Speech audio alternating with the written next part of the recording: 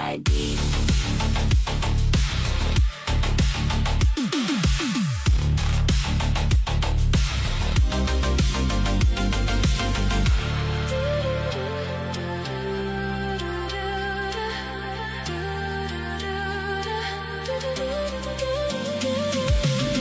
Reflections on the shiny glass, watching all the lifetimes pass. Nothing but the yellow lines, looking for the hidden signs. Keep the engine running deep while the restless city sleeps. Leave the broken world behind, chasing echoes in the night. Hold on. Drive into the midnight, lost complete control. Shadows in the neon, save my broken soul. Fall into the ocean, wash the pain away. Save my broken soul.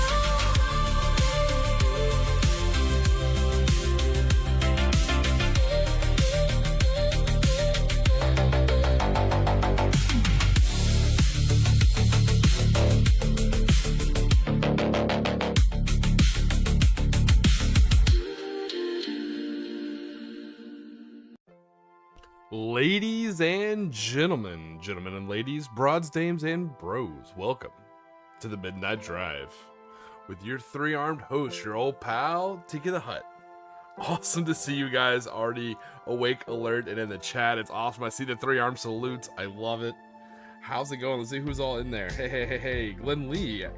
Good afternoon, wherever you are. It's midnight here because it is the Midnight Drive. Jenny, how's it going? Love the salute. Oh, nice. We got RK, the man whose Canadians cut me down with SMGs. It was a brutal affair, but what happens in Malta, I guess, stays in Malta. How are y'all doing today? If you can tell, I have decided upon a tank design. So I've been a little busy since last stream. These are what our hippogriff with tracks look like. I tried like 4 or 5 different paint schemes and I wasn't liking it, so I decided to go with, I wouldn't really call it subtle. I decided to go with plain black with, call it like friend or foe identification panels. And as you can tell it from the top and you can tell it from the sides and the front, that this is definitely a 4-arm friendly armored vehicle, if that makes sense. So that is what our tank scheme is going to look like.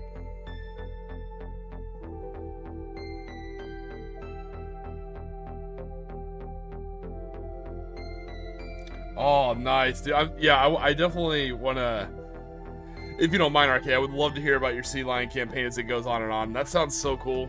That's one of the many things I've wanted to do for bolt action, so I think it's pretty neat.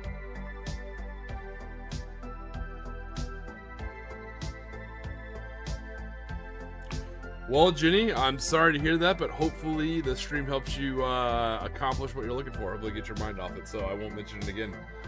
Also, speaking of some things that are painted, as we all know, I'm not a very good painter, but I do like my, if it looks decent from 3 feet away, we're good. So this is what our banners are gonna look like.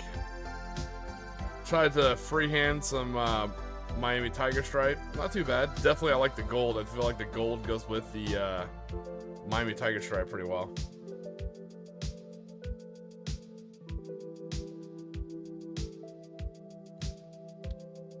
Crank down the brightness a little bit so you guys can see a little better. There you go. For this model, I tried to do like a orange hair, like a Lilu Dallas kind of thing, you know?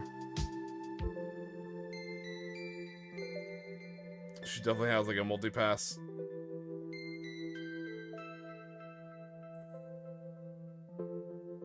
So yeah, again, that's kind of what the So this is the first of the cannon fodder models that I've painted. So you know they have like jumpsuits. So I decided to paint the jumpsuit, the bottom part blue, you know, because my army wears like blue body gloves, and the top part's still that leather jacket.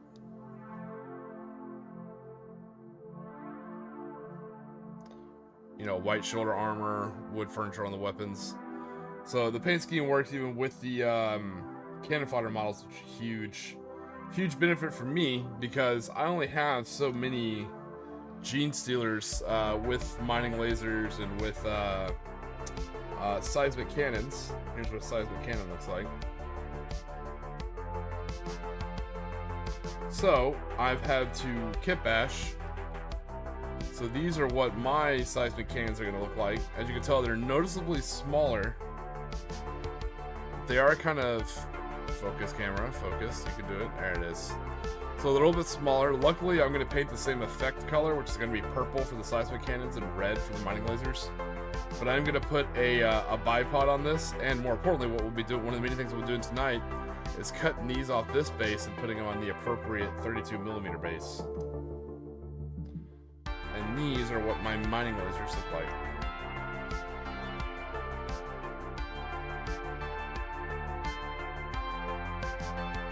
So you can tell it actually has almost the same ammo style as the other mining laser. So it's smaller, but with the coloring and on the right base, I think it'll be an acceptable proxy, you know? We also finished, I believe it was off stream, we finished our 10 kit bashed guardsmen. So these are the standard OG Imperial Guardsmen, plastic Cadians from like way back in the day. And we replaced their heads with some hooded gas masks. And now these kind of help fill out our neophyte ranks.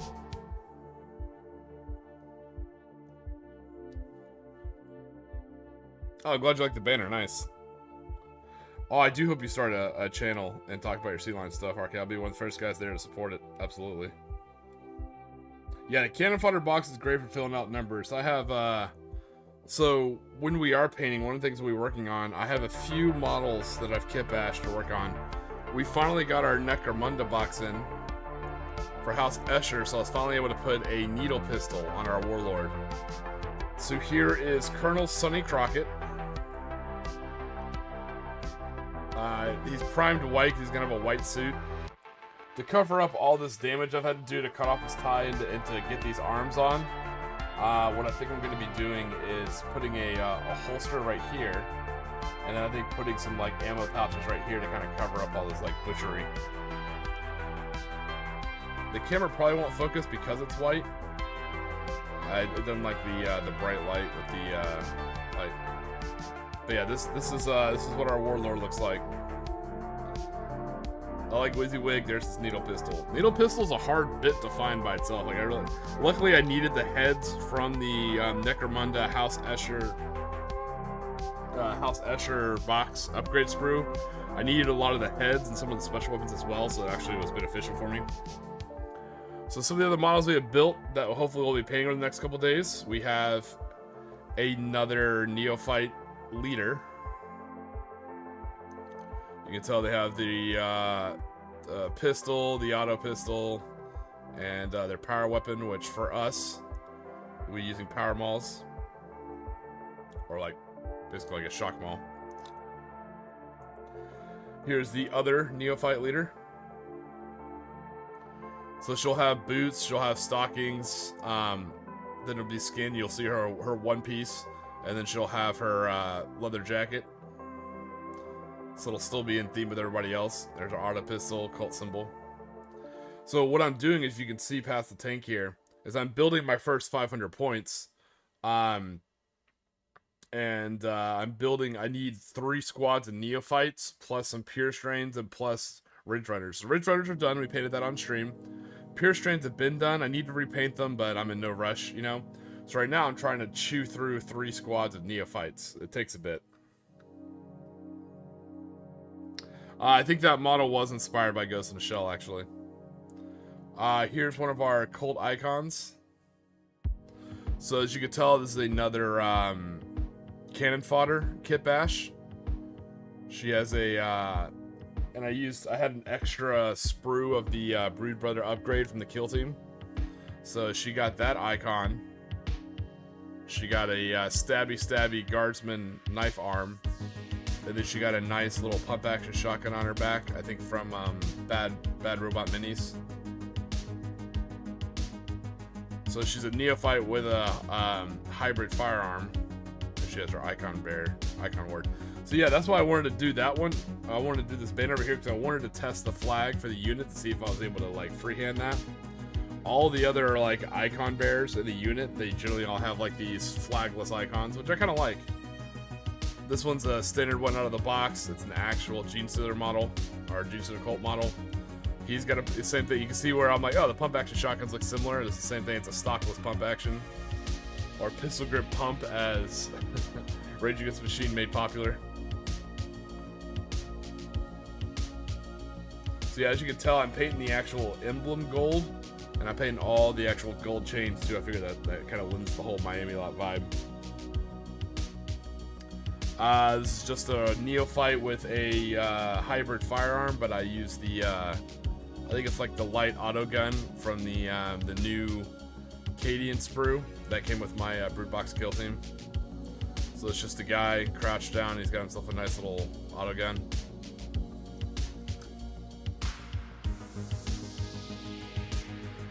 But do any have two chains? Yes, and their chains do hang low.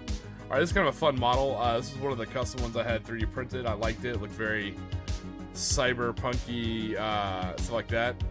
She has auto pistol in one hand, and she has her grenade launcher on the back. That grenade launcher comes off the Space Nam box for Wargame Atlantic. It's a very long barrel for like a low velocity 40mm grenade launcher, but it's not bad. I like it. So yeah, she'd already. So there's hair like that with my House Escher upgrade sprue. I'm able to get a lot more hairs like that on some of the females, so I'm pretty excited. So yeah, they're not all gonna look like Gene Stealer like Colt miners. A lot of them are gonna be very that punk aesthetic style. And then here is another neophyte rifleman. Same thing, 3D printed model. Focus, there it is. So they got, you know, short hair, gas mask. This actually looks very very discount House Escher, like a safe 3D knockoff. On the weapon too, it'll have that where that wrap is. That wrap will be purple. Nice. All right, so yeah, we have 7 models to paint, not counting our Warlord, who still needs to be kit bashed a little bit further. And also on the docket for this week, we need to chop them off their bases and rebase them on the appropriate size, and maybe add for the seismic cannons. We'll probably add a bipod. As you can tell, like this one has a bipod, so kind of keep it to really keep the difference between my discount laser cannons and my discount seismic cannons. Besides color, I'll probably add bipods to these ones. So. So I built out my list, so I'm looking at my 2K list, and in my 2K list, double checking here, hold on. I feel like the points change every week, so before I say something, let me verify over here. Before I look like an asshat. Alright.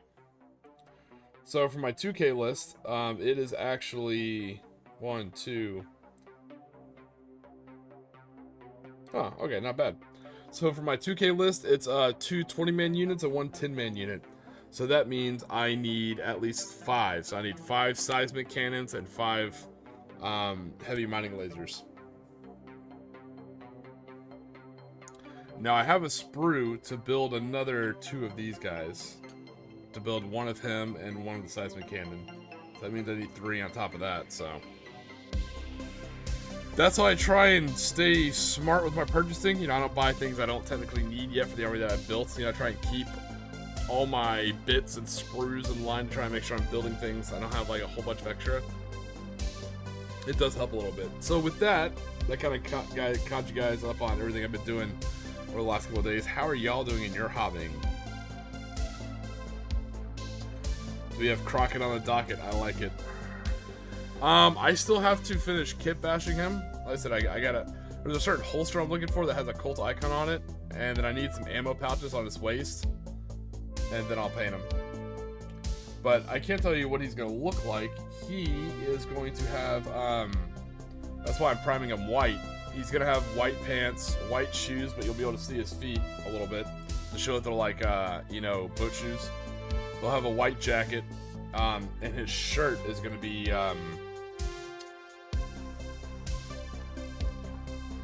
His shirt's probably gonna be bright jade, like this very like teal kind of color, pastel, you know.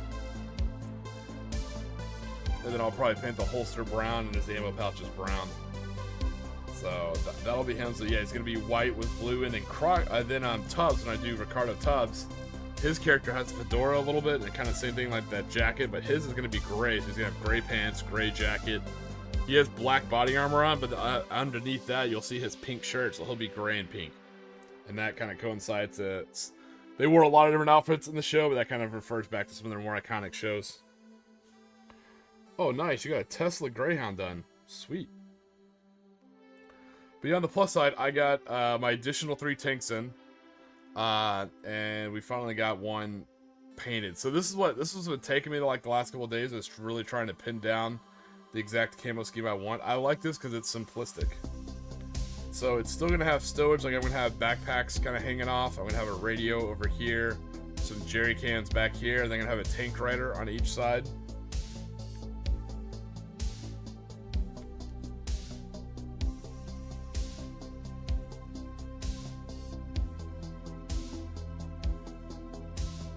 Like I just kit bashed that one to have an auto pistol in her hands. You know?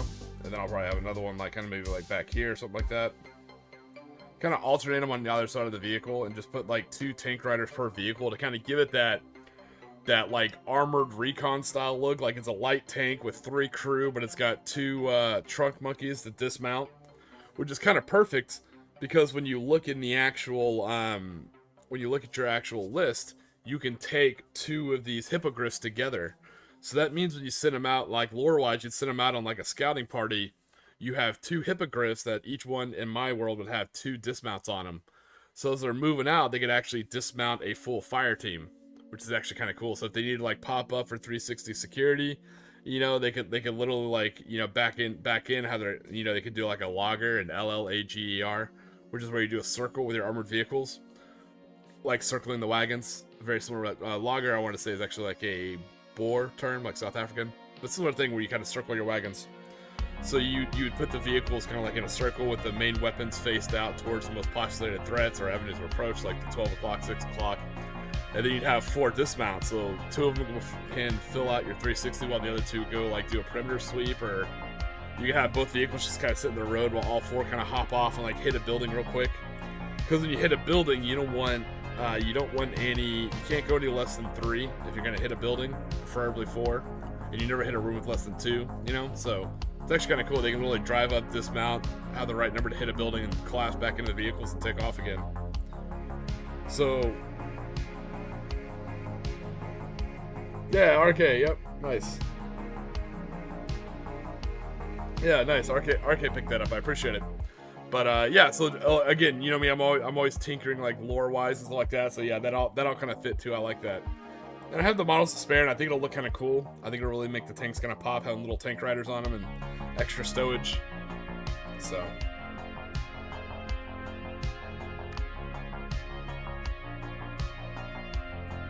When I clear this, I'll have more room to work, and then we will get started today. Yeah, lots of things to paint, lots of things on the docket. And we're all, like I said, we're on the road to 2K. We're there to hopefully get ready by November. I'm going to head over to Texas. I'm going to play my brother and some buddies, and I think we're going to have a good time. Alright. Let me grab my precise surgical blade.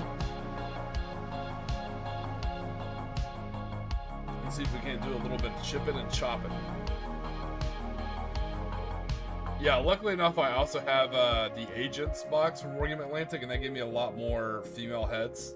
Because otherwise I start running out of them from the cannon fodder. A lot of them are just bald, you know? But the pigtail's actually pretty cool. Are we getting a musical number? No.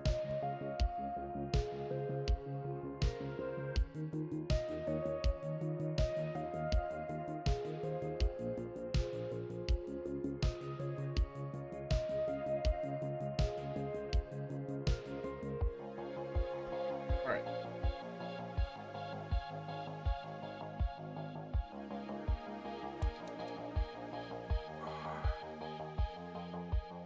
Oh, I did get my my other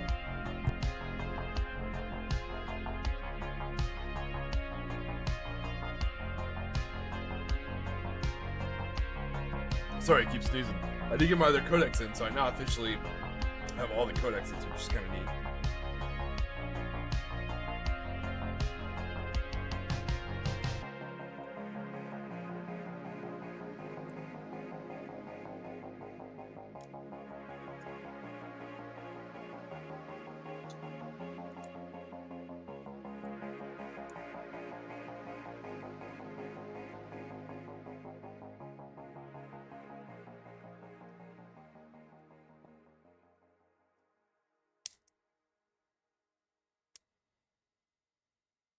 All right, there's one. Yeah, I don't know why I put them on 28mm basis without thinking. Then I like looked at it, I was like, oh, they gotta be on 32s, damn it.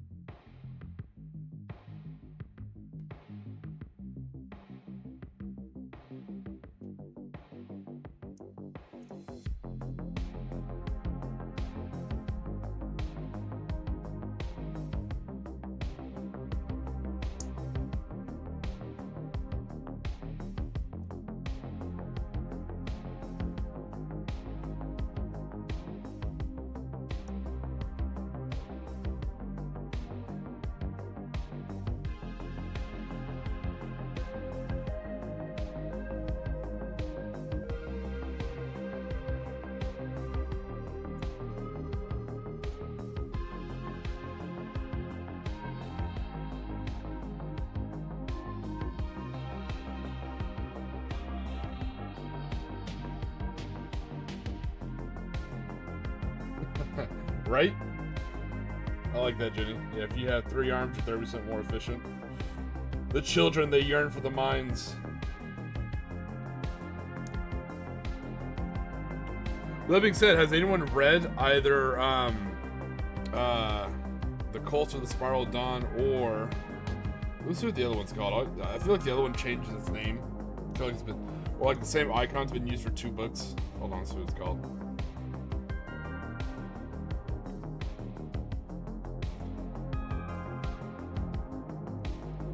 Ah, the Day of Ascension. So the 2, I think there's 3 Gene Stealer books, but only 2 on Audible. Day of Ascension and Cult of the Spiral Dawn. If you guys have read either one of them, let me know. I've read both. I think there's one more. It's like Cult of the War Mason. That's the one I need to read. It's the one I have left. Let me know which one you liked better. So Day of Ascension is on a AdMech world, and Cult of the Spiral Dawn is on a, I think like a, I wouldn't call it a shrine world, but it definitely has battle sisters on it. Or sisters of battle, sorry.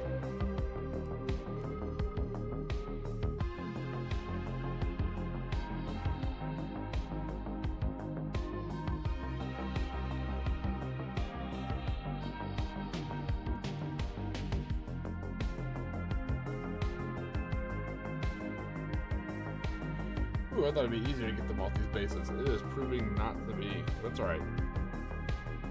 Project. Hobby project. Right now I'm just kind of cutting these ones off the base. I'm doing it a little off camera just because, you know, it's a sharp knife, fingers.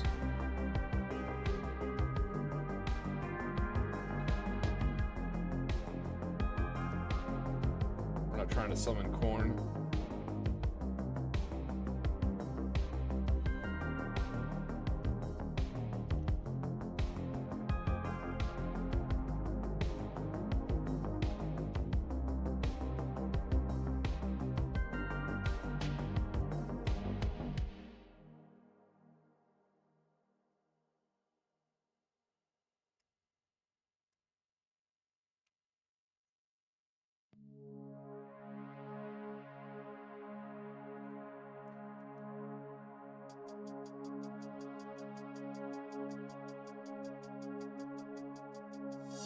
I feel like when I want these models to glue well, they're very flimsy, but then like when I go to do this, they're like fucking secured tighter than Fort Knox and a pain in the ass to get off.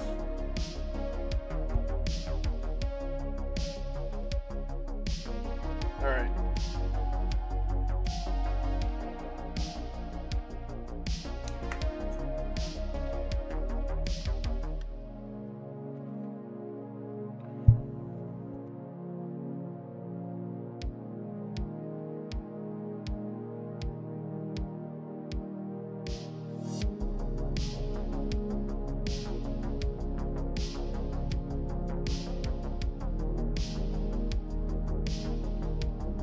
Alright, that's 2.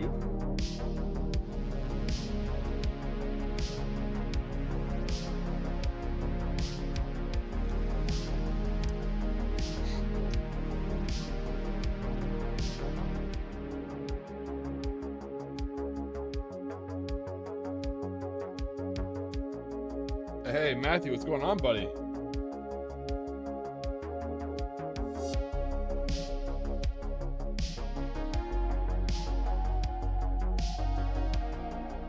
Yeah, David Ascension's really cool because it really shows the role that a Kellermorph plays. So Kellermorphs, it's kind of funny. Lore-wise, they're kind of one of the models that actually mirror the tabletops.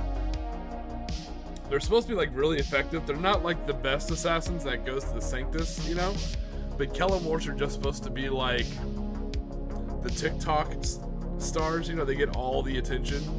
So they're basically running around like a 3-armed Robin Hood, like doing all like the high vis stuff, you know, and basically getting all the support of the people and getting them excited and stuff like that, you know. Meanwhile, like the Sanctus are the ones that absolutely popping grapes behind the scenes or shanking people.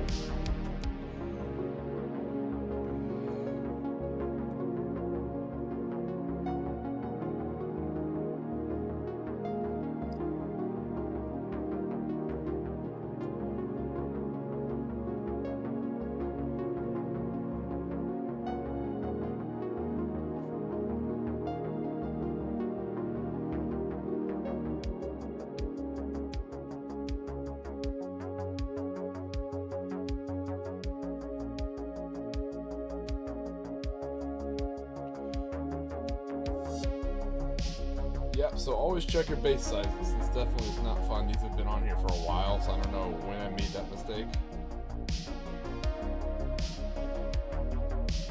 I feel like I like looked it up one time and like, I don't know, I thought like maybe like, they don't have to be on that scale. It's not a big deal. And I'm like, shit.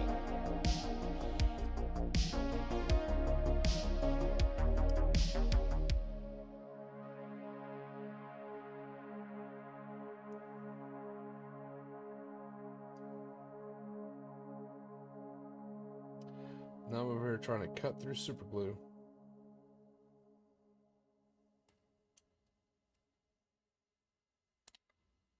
All right, that's 1 foot. It's a slow process, but you know, it's a safe process. We're trying to keep it safe.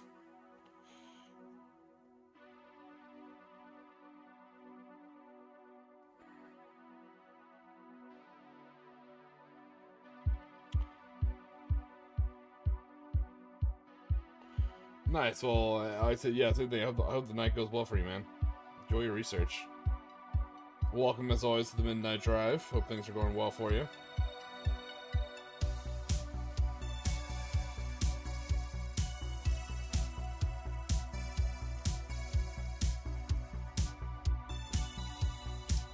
Oh, nice. That came off super easy.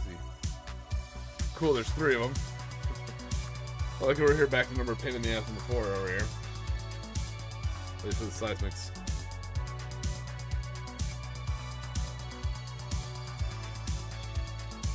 So a little bit of a update on the whole 40k chill wave, kind of coming up with some rules. So I'd love to get people's opinions in the chat. So far, some of the things we've had, and I think they're going to be pretty good, is we're gonna be playing. There's no dense rule with the terrain, so it's true line of sight. If you can see it, you can shoot it. You know, it'll still get the benefit of cover, but I think that's gonna be super helpful. Also, we'll be playing on 6x4 tables. I think I'm gonna test it out. I think for a 500 point game, we'll probably play on a 4x4 table, but I think anything bigger than 500 points will jump up to 6x4. We're gonna be playing that vehicles that don't deadly demise, they stay where they're at and they act as cover. And we're working on high strength shots, particularly with blast, to make craters, you know, which is kind of cool. So the newest rule that we're kind of tinkering with, I can't quite finalize it because I feel like it's gonna help some people, maybe hinder others. Is we're gonna take a crack at command points.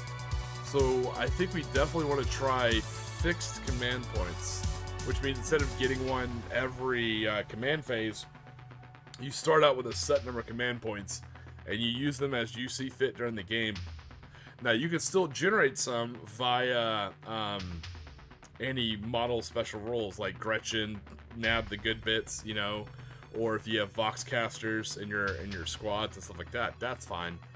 But remember, we deep sixed secondaries. Like, it's just your disposition as your primary mission. So there is no like draw 3 cards, discard 2 for fucking CP. None of that Yu-Gi-Oh stuff. So your CP, it'll be a little bit more limited, and you'll also start with it, and then you have to kind of sit there and be like, oh man, it'll make every strategy we use like really worth it. Like when you start using those 2 CP, you're like, ooh man, all right, let me do my heroic intervention, you know, or hey, let me do this. I think that's kind of cool, instead of like constantly getting it every turn. Like, what am I gonna use it on this turn? What am I gonna use it on this turn? You know, or do I save it up? You get it all in the beginning, so you can choose to try and use it all in the beginning, like an alpha strike, if you really want to. You know, there's still the rules apply where you can only do one stratagem per battle phase or what have you. But yeah, you can burn it all in the beginning, or you can hold it all till the end. You know, it's gonna be up to you. The only problem with the Midnight Drive is now on a GSC army. GSC armies are actually pretty cool. So that's one of the rules we're kind of tinkering with now.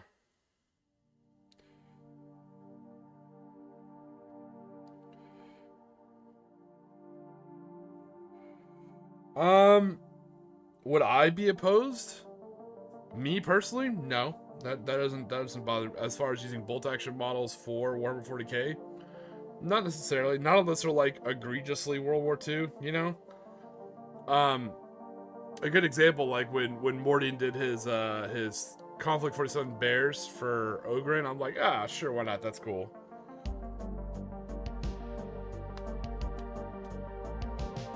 But if these are like obviously like SS units, like flying like the flag of the Third Reich, I'm like, kind of meshes a little bit with the tabletop, you know. But it's just like a stock troop, you know. No one's gonna really look that hard. Especially if we have like a big game and you have a lot of troops, we can easily overlook that.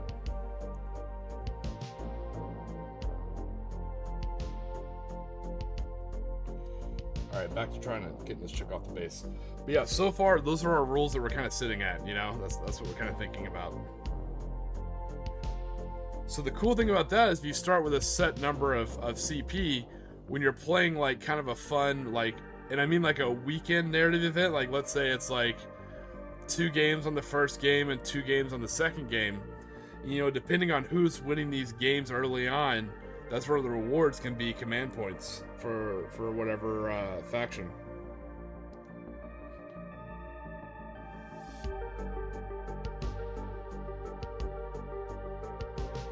Hey, what's going on, Ibrahim Gaunt?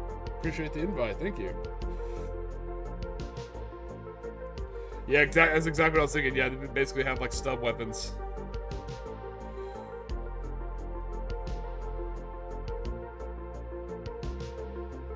I'd be fine with it.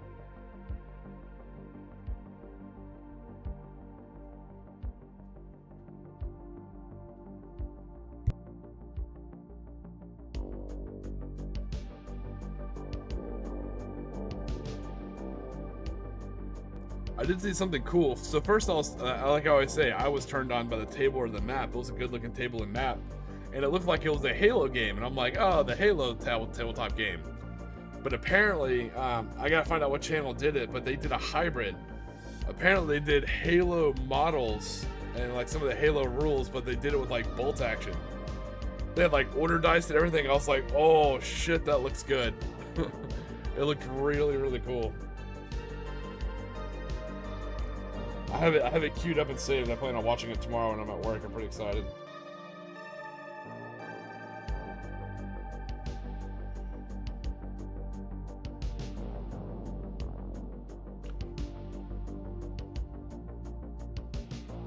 Yeah, so my guess at that, Ibrium Gaunt, is I think it was a mad grab to kind of bring back. I think they're seeing how successful Bolt Action and Comic 47 were. You know, again, it's right across the street. And they know that some of their audience is getting older. You know, not all of them are GW, like, super, like, they'll buy the next GW thing. Many of them are, but some of them aren't. And I think they realize that maybe guardsmen spend a decent amount of money now that guardsmen are so expensive. You know, they come in a box of 10, and it's like an insanely priced for them. And then even in the game, points-wise, they're overcosted. But guardsmen buy vehicles, you know, and I think they're seeing a lot of guardsmen, people like maybe similar to myself, shift from Warhammer 40k over to Bolt Action. I think they're trying to bring some of that crowd back a little bit, you know. And I think because as you get older too, you know, sometimes you kind of get away from GW, get into like more historical games, whatever the historical is. Could be Caesar, could be, you know, Blood and Plunder, it could be whatever it is. But then you kind of sometimes you'll wander back to GW. But I think that was their grab. You know, they can just make legally somewhat distinct World War II style vehicles and try and bring them back. But I'm mystified that they brought back a half track and all this other stuff. I'm just amazed they haven't brought back Steel Legion. They have Armageddon and no Steel Legion.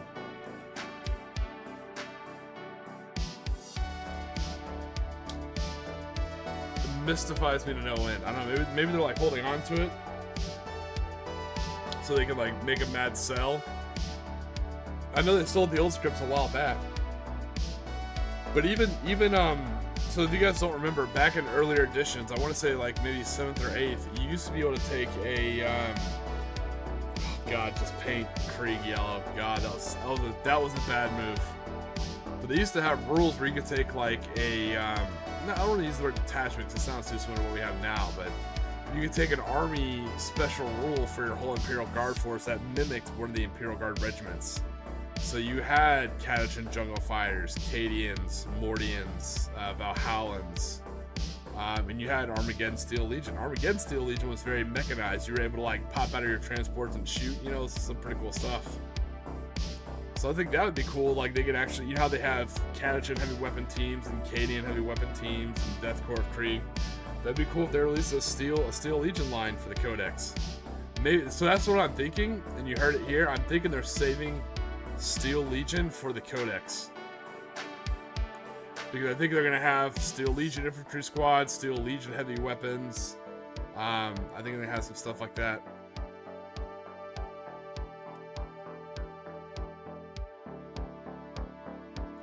That would be kind of interesting. And I think they'd have like mobility special rules, you know. Maybe like rerolls to hit if they shot after they've gotten out of transport or something like that.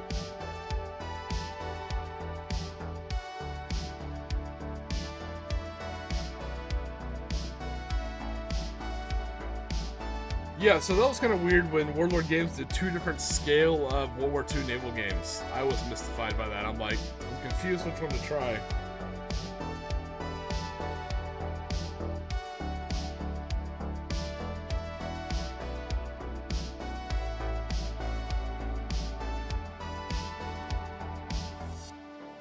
I never got into Warlord Games' Age of Sail game, only because I have a lot of these. So there's an old game.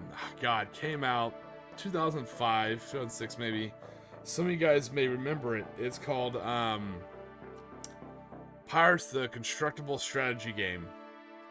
So what it was, and these are cool. They were like cheap little packs. You could buy them at like the checkout aisle at like a at a drugstore, right? When you open up the pack, it was nothing but these like little cards, and you punch the ships out of the cards, and you would actually build them, and you'd have 2 different ships. There were different nations, and ships had different rules. You had everything you needed for a game inside that pack. I have a lot of those. So that's usually my go-to game for Age of Sail combat, because I've very rules light, right? You know, because there's not a lot of rules, it all fits in the pack. But I'd add things like wind direction and stuff like that, so that way you know if you're sailing, you know, with the winds, or if you're in chains and stuff like that. Hey, Cosmic, what's going on, buddy? He's like, I still have a bunch of those. Yeah, exactly, right? Yeah, so I have a lot of those, and every now and then, like, I'll set up like a whole huge table of it. I'll do like this huge, not like Battle Trafalgar or the Nile size big, but I'll do like pretty massive sized battles, and they're always actually a lot of fun.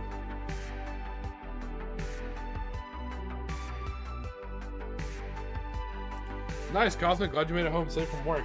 So what we're doing right now is we are cutting off these cannon fodder with discount seismic cannons. We're cutting them off the bases that I put them on, so we can put them on the appropriate 32mm bases. So it's just some of the work we've done. We've added in icon bears. We got our flag down now, our Miami camouflage. And Cosmic, you might like this. We finalized our paint scheme for our armor, for our tanks. So they're going to be black with some purple identifying friend or foe panels. Very simple, very small. I think it's going to look good for a light armored reconnaissance unit. So those tanks will have like stowage, jerry can, backpacks hanging off the side. They're going to have some tank riders on them. I think it'll look pretty cool once we're done. We've also kit-bashed our warlord. Hard to tell with the bright light, but it's like our Colonel Crockett. So we're pretty excited about that.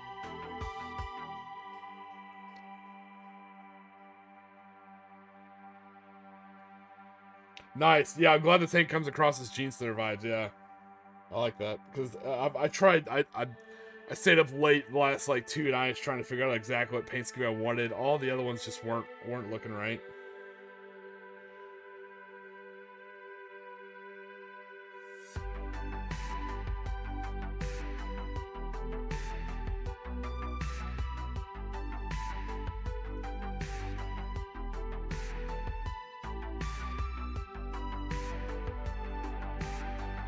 Yeah, the World War II naval games, they look kind of interesting, but I'm not gonna lie. If I'm gonna be playing a naval game, I think I would do more Age of Sail, you know. So yeah, you said you have Cruel Seas. Yeah, I've kind of looked at them. It's interesting. It definitely is.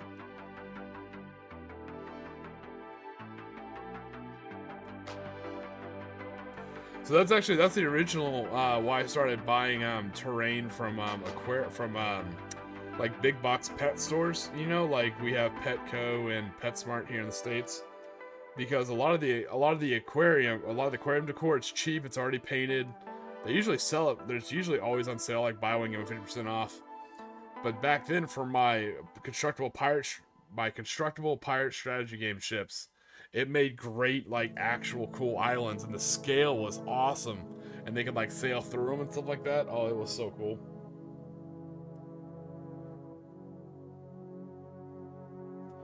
Yeah, so Cosmic, so I'll kit bash it, like I'll do the kit bashing in my head, and I'll figure out like what bits I want, and I'll see how it looks. And then once that happens, what I like to do is I like to paint like 1 or 2 test models and see if I like the paint scheme before I commit to it, and then I just go into pure robot batch painting mode. I'll paint like 5 or 10 at a time. Like I said, I tested out the paint scheme on what I wanted, and then I just sat down and knocked out this group of 10 converted guardsmen, you know. So like it's a blue bodysuit, blue bodysuit, leather boots, leather jacket, white pauldrons, and black body armor, black gear.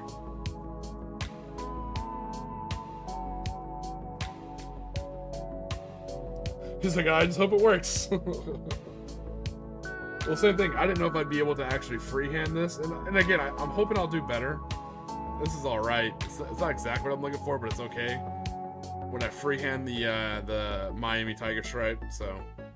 But what's cool, and I didn't even think about it, is the flag also really works in my lore. I think it's kind of like not a coping mechanism, but I think it's like a retroactive lore thing. is the purple's the Gene Stealer and the black is the Necromunda Veterans. So it's kind of cool how you have like purple and black camo together, you know, working as one for like Brood Brothers, you know? It's actually kind of neat.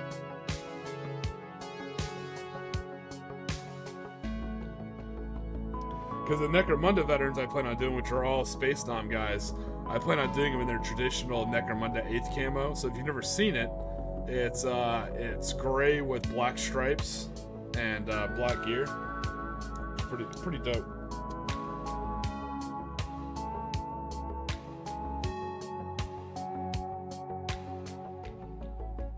I just feel like it's one of the mini guard regiments that never really gets represented that much on the tabletop, so I was like, I'm definitely gonna go for it. Give them lots of knives, extra pistols, give them like really cool like mohawks and stuff like that, you know?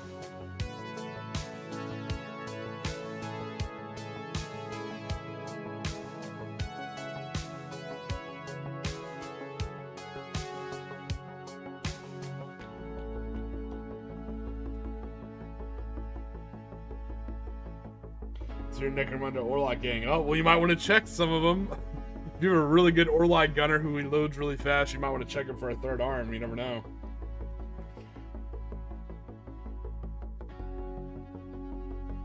I know. I know it's kind of boring, guys. I'm just going slow so I don't slice up a finger. I'm trying to get this chick kind of cut off her base.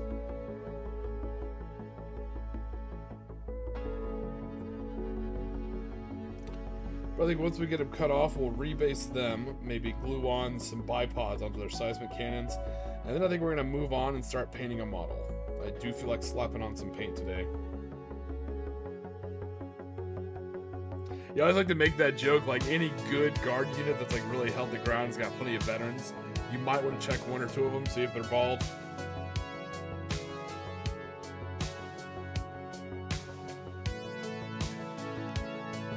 I'm tinkering with coming up with some like really cool like homebrew lore, like maybe working on like a small little like novella. And the story that I'm working on is you know, this unit's like, I don't know if I'm gonna put it on Armageddon, maybe, but on like some kind of planet like that. And they're like holding one of the flanks, and it's like a huge like orc ambush, you know. And so they're the ones fighting the. So it's gonna be like this unit fighting orc commandos in the city before the huge orc rush. They keep getting orders to like, hey, make sure you clean out the sewers. Like, oh, don't worry, we got, you know, the recon squad's handling the sewers. Like, we've never even seen your recon squad. Like, don't worry about it, you know. And then like on the final charge, when the orcs kind of like blast through the static line and kind of run through the cities, you know, the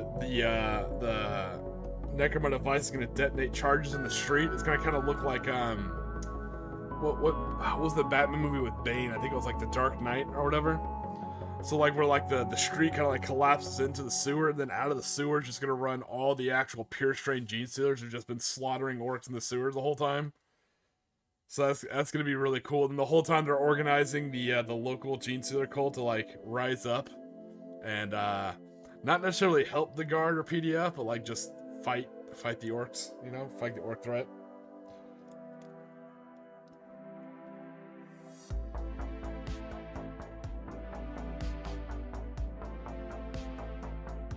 Showed up with them in the manifesto.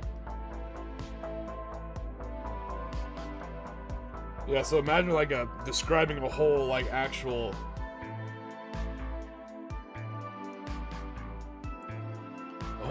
like urban war from a 40K perspective. I mean, like the whole 4D of it. The sewers, the streets, the buildings, the rooftops, you know, fighting a lot of, especially like orc commandos, so I think it'd be hysterical to write. You know, like Blood Axe. Imagine Blood Axes versus Gene Stealer cult. That's gonna be such a cool little like matchup, you know? The Tiki point is for real. Lies, so are the Tiki files.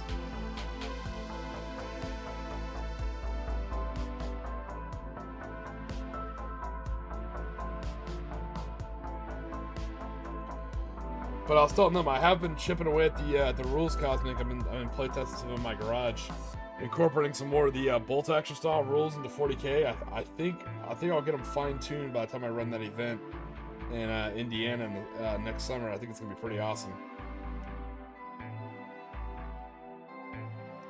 Because one thing I'm hoping is to make the game a little bit quicker, if that makes sense.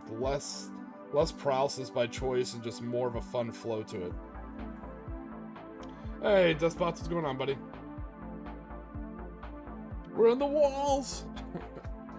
We are right now. We're working off stream. I know, it's bad etiquette, but it's because we're working with a knife, and we're rebasing models, which is always a hobby struggle. Yes, ha! Finally got it. Oh, jeez. My God. Luckily, I had a third arm to hold on to it. That really helps. All right, finally we got all 4 of them off. I still got to do the laser cannon girl, but I'll do her on another day. I'm not doing another one. Not tempting the fates. I got 4 of them without slicing my fingers. We're gonna call that a day. I know when not to press my luck. Alright, so I have a couple extra sprues. These are not 28mm, but that's fine for what we're using it for. These are, I don't know how to pronounce the Japanese name. Tamiya or whatever, that old World War II small scale model stuff that we had when we were like kids. So I've had a bunch of these sprues lying around. I'm going to actually cut off the bipods from them. So we're going to glue the bipods, because what we're trying to do is we're trying to mimic these. I have another one of these I can build, you know? But I'm trying not to buy a whole bunch of... It's not out of any, like, protest thing. It's like, I'm not giving GW my money. It's like, no, I mean, for, like, books and stuff, sure. But I don't want all my army to look like, you know, the local miners union number 564. I'm not a big fan of that aesthetic. So I'm using cannon fodder, and I'm using these as my seismic cannons, but I'm going to put a bipod on them, and I think that'll look enough similar, because I'll paint the weapon effects purple on this, especially because I think it's more the seismic. I think it's more almost like a sonic weapon, so I'll paint the weapons effect on these purple as well, and I think that'll sell it enough. Free auto guns for everyone. I love the GSC reference. I mean, I love the GLA reference. Nice.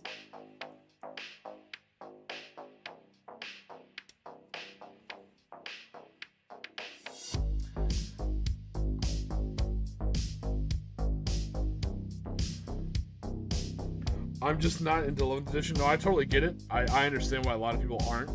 I've done a test game in my garage. I feel like it's a lot. But that being said, I think it's a lot because I've played other editions. I think people who only played 10th, who are now moving on to 11th, I think it's fine. I think they enjoy it. I think that's okay.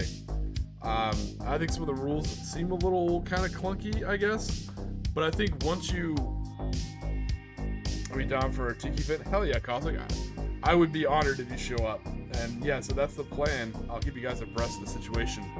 But I plan to hopefully run a 40K event in Indiana. This will be like southern Indiana by the Kentucky border in early summer of next year. It'll be a 2-day event. The hotel will be pretty reasonably priced, and I'll let you know how many people and all the pricing and stuff like that. But what we plan to do is if you're cool with this, Cosmic, we plan to do like a almost like the book Necropolis from Gaunt's Ghost. We plan to do like one hive versus another hive. So it'll be like Imperial Guard, mostly Imperial Guard versus mostly Imperial Guard. You know, each faction can have like, you can have, of course, Brood Brothers and stuff like that. Yeah, in Indiana, RK, so hopefully it'll be a little close to you too. Hopefully it won't be too much of a drive north from where you're at. Should just be like a 2 or 3 hour drive, actually. Nice, yeah, so that's what we're looking at is a hive war. So yeah, we want one Imperial Guard like versus another one. So mostly Imperial Guard on both sides, and then one side you can have like a Space Marine player or a Sister of Battle player or an Imperial Agents player. You know, the other side can have maybe a Chaos Space Marine player, especially a Trader Guard. You know, I think that'd be kind of cool.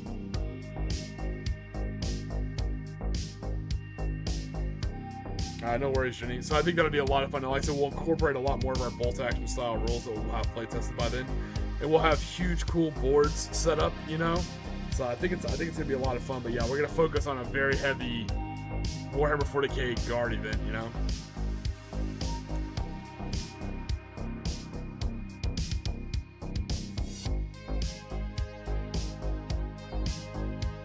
Alright, so right now we're cutting off and trimming these weapon bipods. Yeah, so for those of you, because I'm down here in Florida, a lot of people know that. So I'm down here in Florida. I know it's hard for people to get down here. It totally makes sense.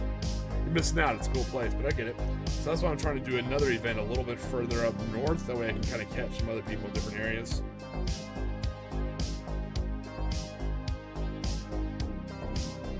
We'll probably keep Clash of the Caribbean as a Conflict 47 or bolt action event.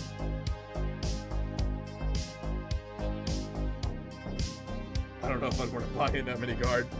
Well, like Jenny said, just bring your bolt action models.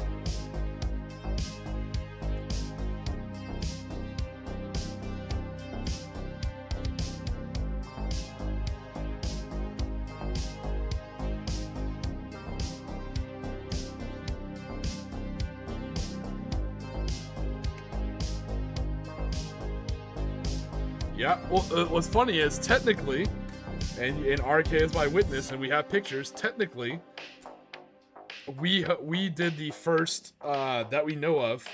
We did the first Conflict 47 version 2 event.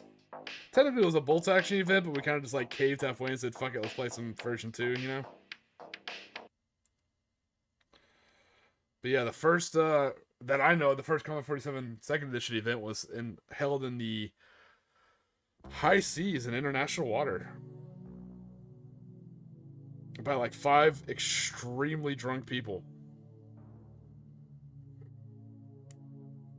Come up for Adepticon. I might. Definitely.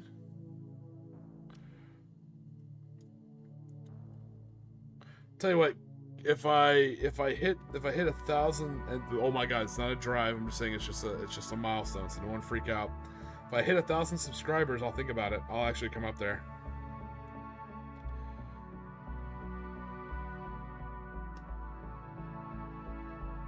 I'm not gonna lie. If I go up there, though, I mean, I'll hang around the Conflict 47 stuff, I think, but you'll probably have to like pry me away from the Gaslands tables. You're literally gonna have to bring a crowbar and absolutely pry me away from, or just bludgeon me over the head and drag me away from the Gasland tables.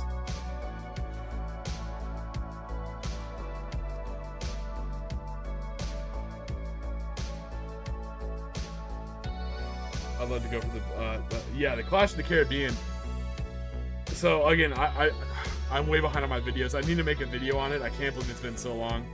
But you have RK in the chat. You have hopefully a non-biased source. It was a chill event.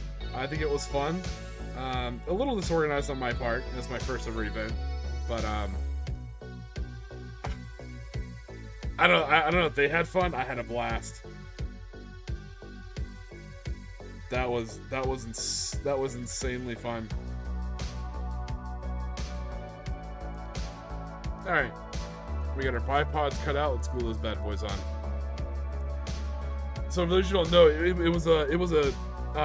so Clash of the Caribbean. It was a 2-day cruise. We sailed out of Palm Beach, Florida, down to Nassau, Bahamas. So we boarded on the ship. We all kind of hung out in the main deck. We had a drink or two, introduced ourselves, chitted and chatted. We took a picture up on the main deck, and then everybody just like kind of did their own thing, checked into their rooms. You know, most everyone brought at that time. Everyone brought a +1. You know, so it's kind of fun. And then we met up that night after dinner, and we went to the library, and I packed enough stuff in my suitcases to set up a couple tables for some bolt action events. We did a couple small 500-point bolt action events. They were modified rules, so it was like no armor bigger than 7-up. A few other small things. And there were actually, funny you say that. I think one person went 1 point over as a joke. I think it might have been RK. It was RK or Bad Rabbit. One of them did.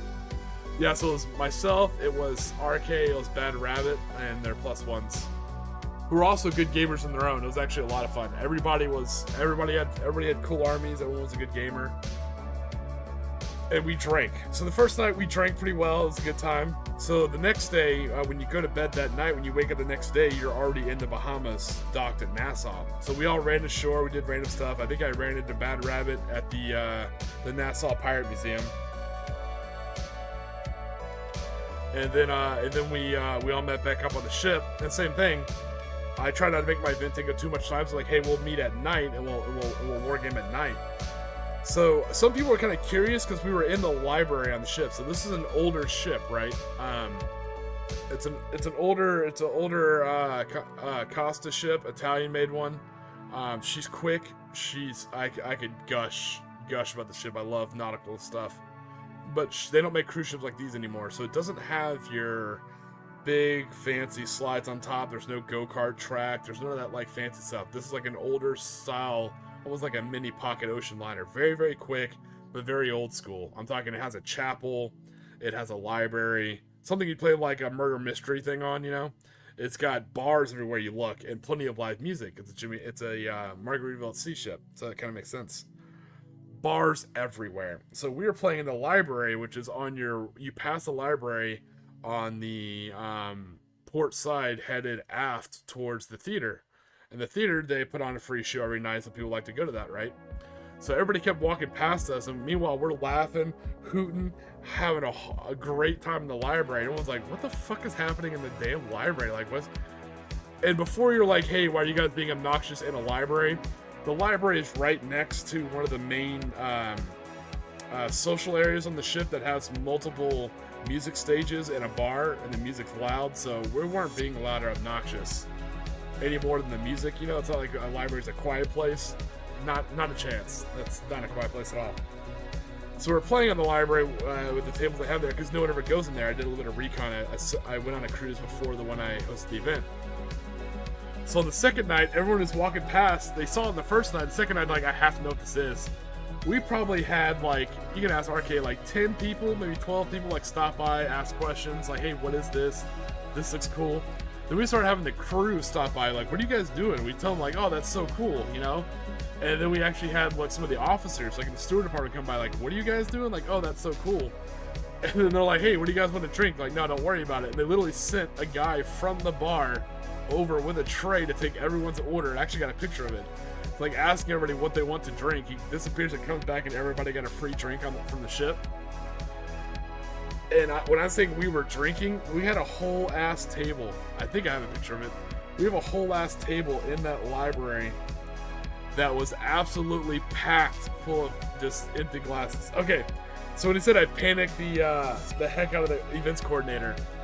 So that was the person from the steward department. So I had a Tiki mask. Now so it's a Tiki event. So whoever wins the award, whoever wins the most Tiki award, takes home the Tiki mask as a trophy, and we all sign it, right?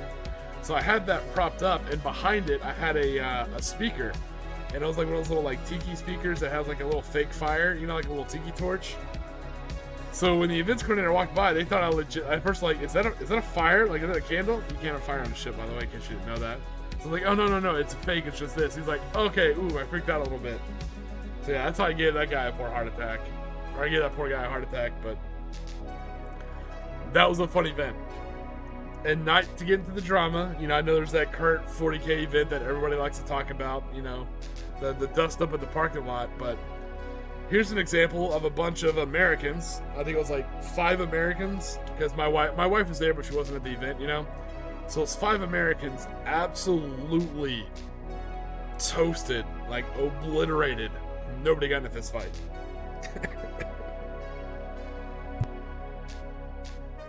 Makes me sound like I'm trying to sound like a cool, like edgy like college person. Like, oh, we were so wasted.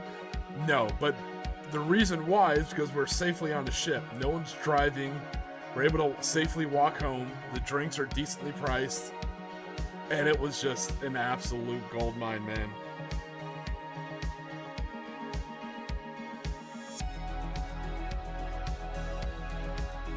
I think the two. I was drinking Malibu and Red Bulls, which are, it's a choice. It is definitely a choice of a drink, and I think a lot of people were drinking like espresso martinis and rum and cokes. These are good times.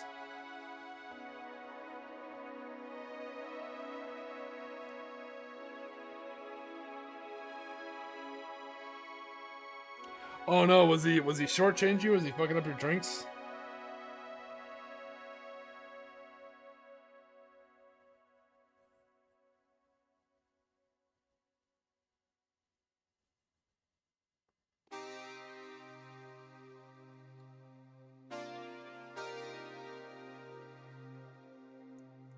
But overall, so and now I know what you're thinking. The price, was it crazy expensive?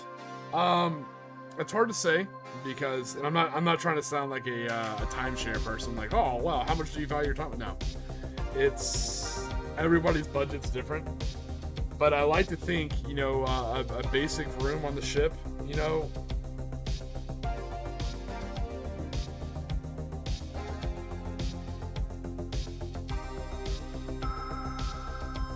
Oh, okay. Oh, I thought he was like making you weak drinks. Okay, I see why you wanted to fight him. The price, I like things approachable, especially if you get like a standard room, And if you're not sure if you get seasick, I definitely recommend this ship, and I definitely recommend a non-window cabin in the center of the vessel if you're not sure if you get seasick. If you know you don't get seasick, I definitely get a window cabin. But it's 2 days, so it's not prohibitively expensive. And they do provide food, So that's why I liked it for hosting the event, because I don't have to worry about people driving or getting a hotel or, renting a conference hall. It's all included as part of your the price you pay for the cruise. Food's included, lodging. Obviously, you're staying on the ship. You don't have to do any events when you get off the ship. You can just do it. Me and my wife did. We just like walked off the ship and just like wandered around aimlessly through Nassau.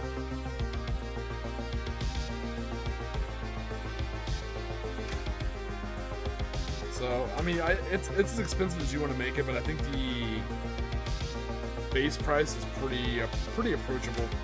But again, hard for me to say because everybody's budgets are different.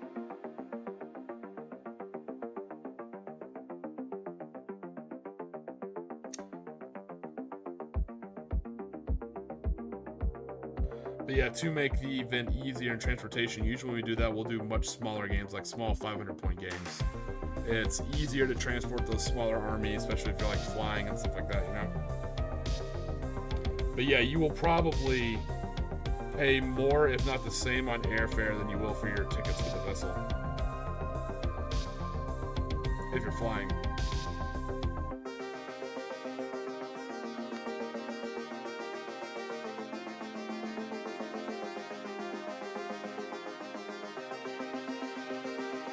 So yeah, get stupid on rum and cokes. Yeah, you should try Malibu's and Red Bull. It's a game changer.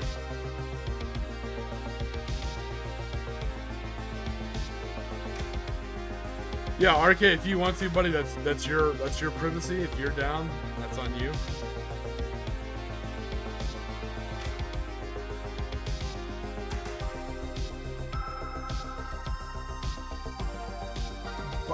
Now, with that being said, do you think you got value for what you paid? I'm not putting you on the spot. I'd love actually some feedback. You won't hurt my feelings. Do you think it was worth it?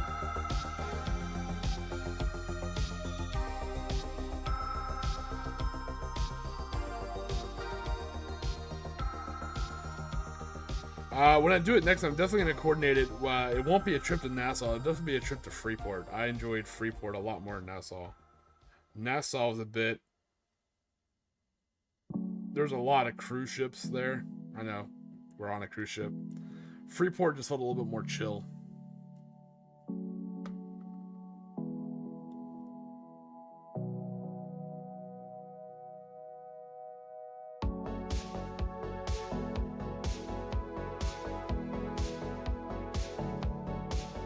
Yeah, I gotta do a video and then just let Warlord Games know about the whole thing. Like, oh yeah, by the way, this happened a year ago. Like, I'm lazy about making videos and not to tell you.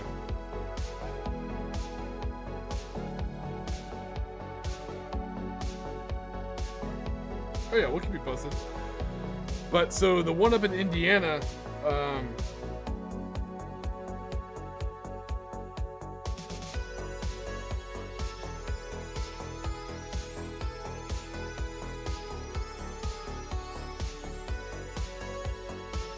yeah, you got the drink package, nice.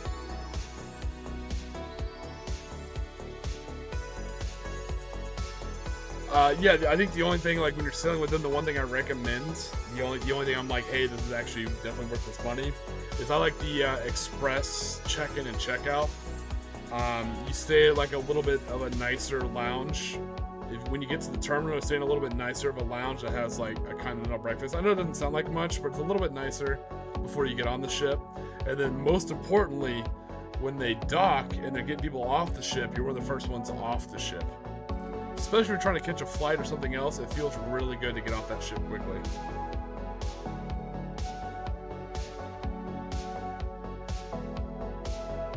It's like this is a massive but a good chunk of that with add-ons. Yeah.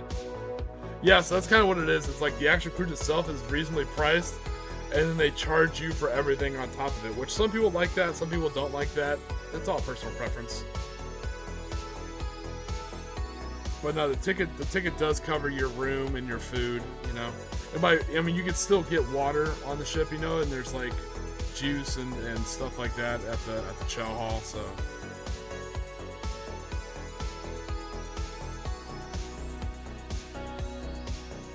Yeah, we definitely had a couple drinks in the parking lot. That was nice. No, yeah. So that's the thing. I may do the cruise like every 2 years. I'll let you know when I'm planning another cruise event. You know, that's the thing. We'll generally kind of keep the library small, so we'll kind of keep it small. You know, we'll keep it like probably under 10 people. But this year, because I only had so much leave, and I used a lot of my leave for my second job and for my volunteer work. So this year, what I'm definitely working on is the 40K event in Indiana in the early summer. So yeah, early summer. You know, once I get more better dates, I'll let you guys know. You can put on your calendars for those who want to go.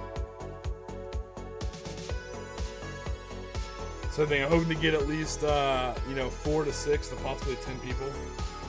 I have to keep my events pretty small. Keep it chill. As always, there will be prize support, you know.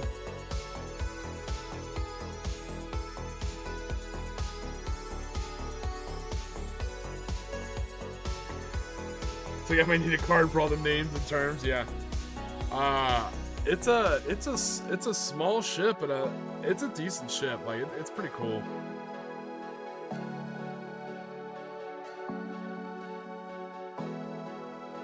Nice.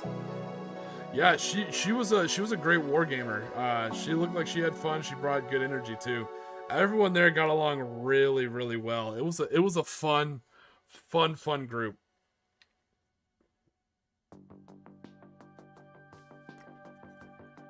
But I'll stop talking about it and make a video. Finally, when I get around to it, right? All right. So now that we have put on their bipods, let's put them on their bases.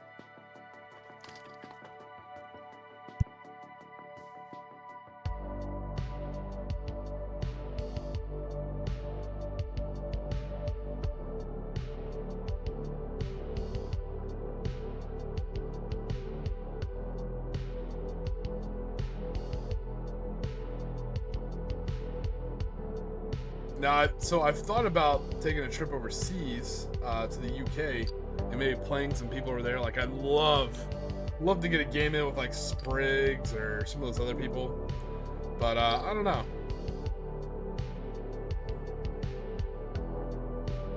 I might if my schedule ever opens up, but if I have the leave and the vacation funds to spend instead of, I think, going to the UK, I'll probably just keep going here in the States.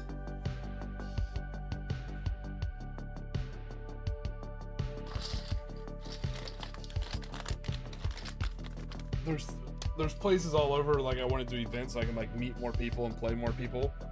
Oh, sorry, I thought I muted the mic because I was digging around for those. I don't know. I'm definitely not gonna do an event in California. No offense. I have great people watch the channel from California. I'm not going back. Not doing an event in California, but maybe in like Reno, maybe not Las Vegas. Las Vegas is a little too busy for me, but I may go out to like Reno and host an event out in Reno or something like that, you know.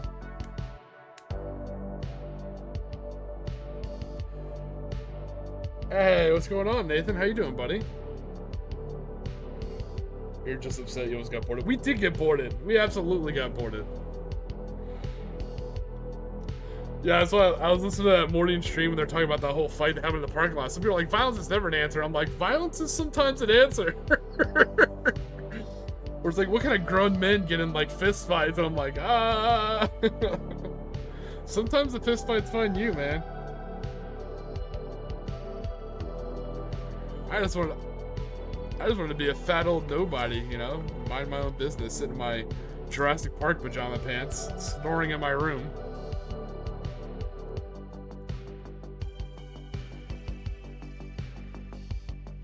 The light's how they find you, man. You never know. But no, so that's one of the other cities I've contemplated doing something at.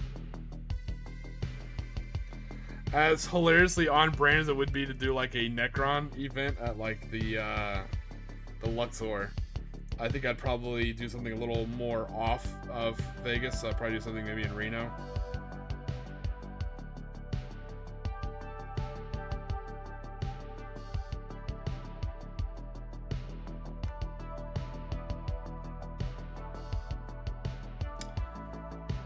Yeah, definitely not preferable, but you know.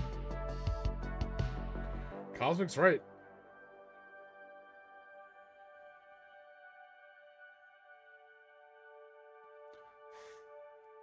I try and be friendly and be as happy as, and that's also one of my philosophies. I try and really be like happy-go-lucky and friendly, especially now that I've left the service and I no longer do that job. I try to be like the old happy me that I've always liked and wanted to be, because sometimes you don't control the situation. Sometimes situations find you. So if that does happen, it clears your conscience. Like, well, I try to be a nice guy, you know, like the situation started well. I was friendly, you know. That's what I said. Don't throw the first punch, you know, but someone else decides to engage in buccaneer behavior. You're like, oh, well, all hands throwing hands. Like, that's not on me, Chief. I try to be friendly.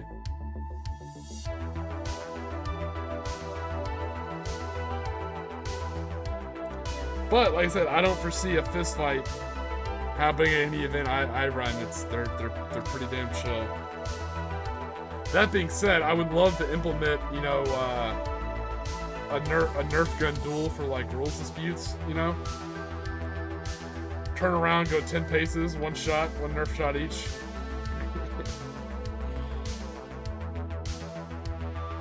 Like, damn your eyes, I shall see you. I shall see you back to back at 10 paces. Call her the TO, be like, sir, bring the Nerf pistols. I demand satisfaction. I can see Cosmic demanding satisfaction in his Krieg outfit.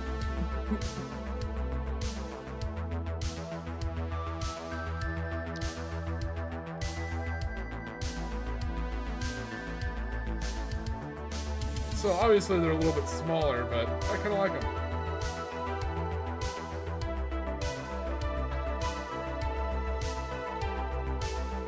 Yeah, absolutely. Yeah, I was like, it's one of those things where, like, I love dogs. Oh, good example. I love dogs. I do. I'm very friendly towards dogs.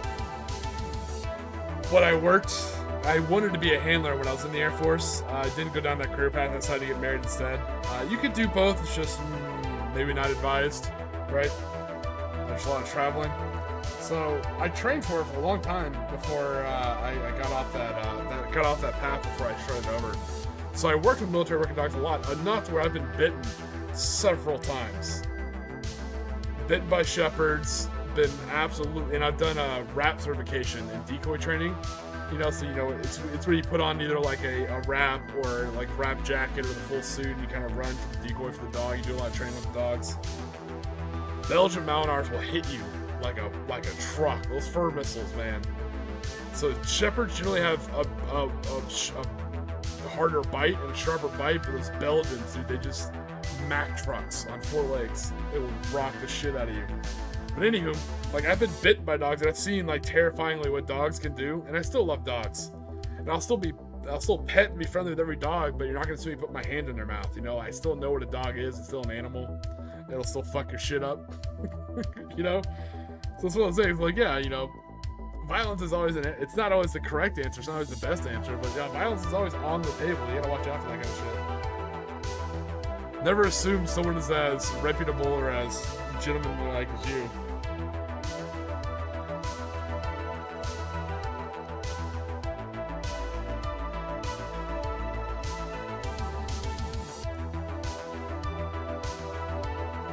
We had a saying in the Air Force, it was do what your stripes can handle, but it kind of applies to life, like do what your body can handle, you know?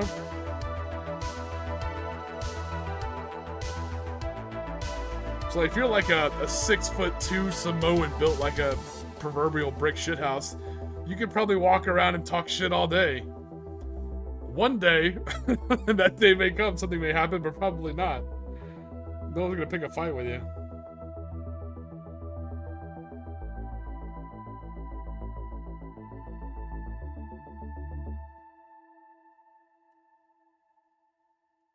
But no, I thought I said usually I try to talk about drama, but I don't think it's drama because, as far as I'm aware of, and I haven't watched too many more videos on it, so I only have like a surface level of understanding. But as far as I'm aware of, it happened after the first day in a parking garage, and I think nobody did a police report. Like nobody's filed. I don't know how British law works. I apologize, but I think no one filled out a police statement. No one's technically a victim. No one went to the hospital.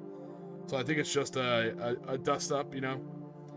So because there's no victims, I don't think it's any drama. It's just a disagreement that evolved into that, or devolved, depending which way you want to look at it.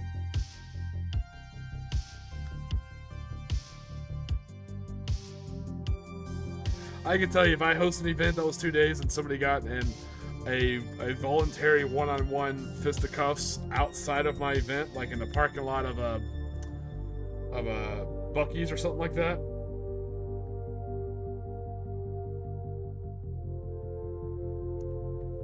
yeah, if that's what you want to fight over in your off-duty time, I think it's dumb, but I'm not going to kick you from the event. When you show up the next day, I'm like, did you guys get a fight? Like, yeah. I'm like, are you guys good to play today? And like, yeah, I'm good to play. I'm like, all right, cool. If you're going to fight in the event, that's totally separate. But if you're going to fight outside the event, I'm like, all right. It's not what I would have done, but, you know, your off-duty time's your off-duty time. I don't give a shit. Buggies have some dignity. Waffle House. Oh, God, yes. So, very important. The area where we will be playing our event at, it does have a Waffle House. That was one of the mandatory things. So the hotel, it does have an indoor pool that's heated. It has a gym. It has a continental breakfast. It has a bar. It has a pretty large-sized meeting room. And it's actually very, very reasonably rated. Like, the rooms aren't crazy expensive. It's a very small town. Very, very, very, very, very small town, so it's rarely ever crowded.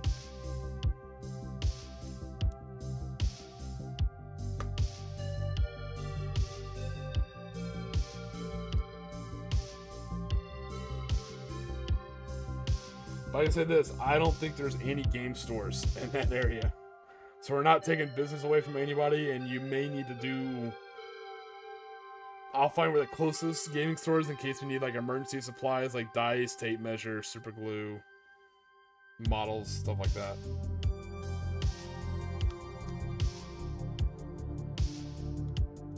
Alright, nice. There are 4 of our converted seismic cannons. We put them on the appropriate size bases and we gave them some bipods.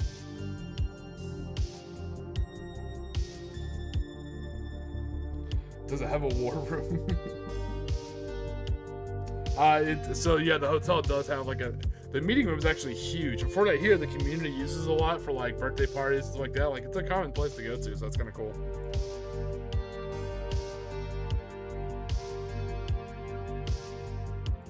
I will let you know, because I go to this place quite often.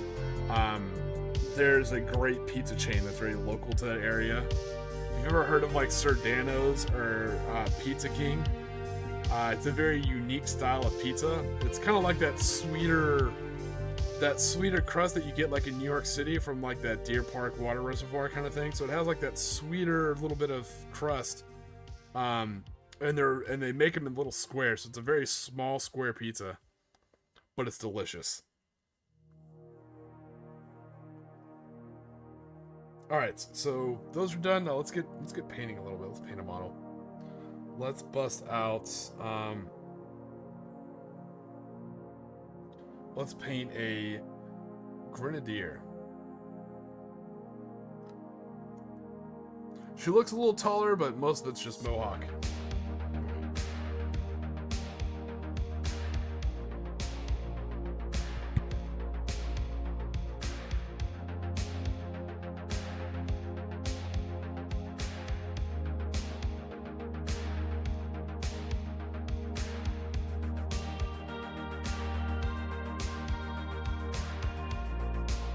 If it was for a head in your pizza, you kind of know what I mean by like that sweet dough taste. It's a very, very distinct characteristic like sweetness to the dough. We have a shop down here that supposedly imports their water, which is kind of a weird thing, but not really, because they call themselves the New York pizza things. They try and go for that taste. It's pretty good.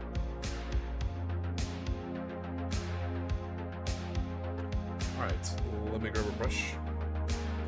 All right, so let's break down on this model, because it's not cannon fodder, and it's not Imperial Guard, it's just a new type of sculpt. Let's turn down the light a little bit.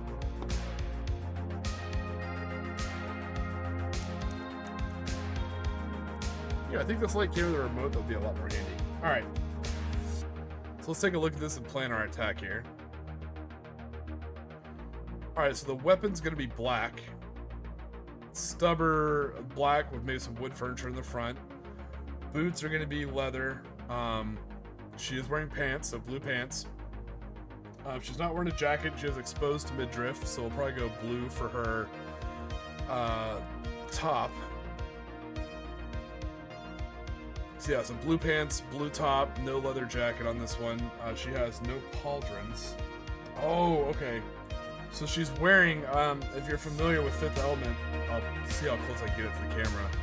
She's wearing like that Lulu Dallas, like a fishnet top style. It's very hard to see. It's very subtle. It's like a fishnet, like you would wear this, like a mesh top you'd wear over a bikini or bra. But I think what we're gonna do is we're just gonna paint that as regular skin. There you go. You can see it. And I think where those little holes are, what we're going to do instead is we're going to kind of paint that as like her motley jean suiter skin coming through. So I think we're all so this is like very white. I hate that it's a term now. Very Y2K style fashion. So imagine like late 90s, early 2000s. You know, like something you'd see like the Spice Girls or Britney Spears would wear, or something from like Fifth Element. So it's like a little. The best thing I want to say is, like, you know when you get like a 6-pack of like bottles and it has like the little plastic thing that you're supposed to rip open so dolphins don't get their stupid beaks caught on it? It's like something like kind of like made out of that, like holes all over it that you kind of like wear. Yeah, that's a crop top.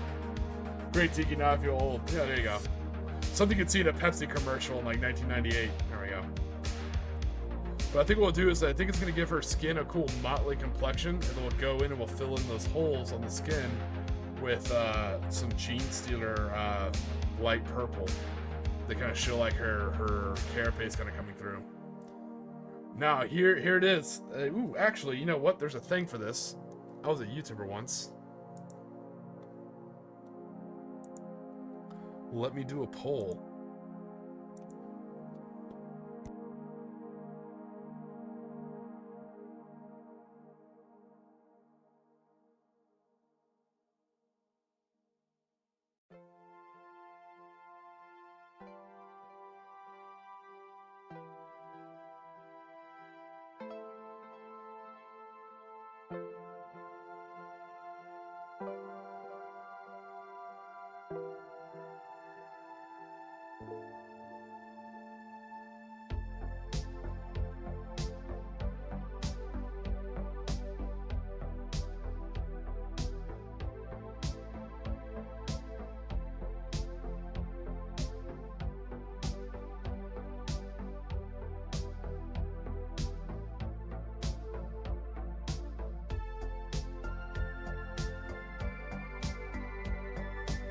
All right, there we go. Poll is live.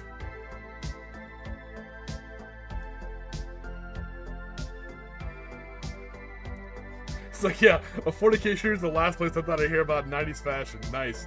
Yeah, I'm all over the place. These streams get wild. I talk about anything and everything.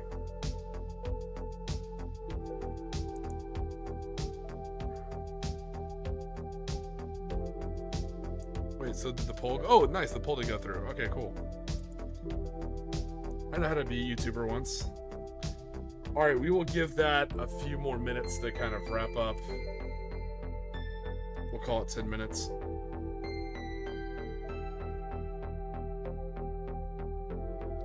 I would never fight Mad Larkin. I like Mad Larkin. Now, I think that would be hilarious. Like, you know how they used to do, like, Creator Clash? Like, I think it'd be hysterical, like, if they, like, sent one of the, like, the one of the tabletop wargamers up there. I'm pretty sure I think there's some guys who are, like, yoked, too. I want to say, like, Coordinate Gains and some other guys. They look like pretty big guys. I'm not sure if they can also fight, you know, but possibly. I think it'd be funny to see. Like a charity MMA event would be kind of humorous.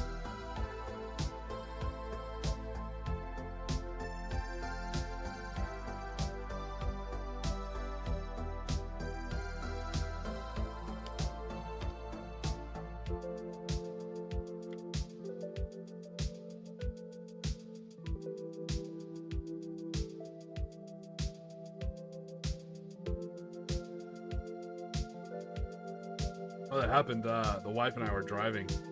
We were listening to music. We were listening to this channel. That's like, oh, we're playing like, yeah, we're playing. I think they just said the classics, and there was a couple like 80s rock songs. Like, okay, and then it played like a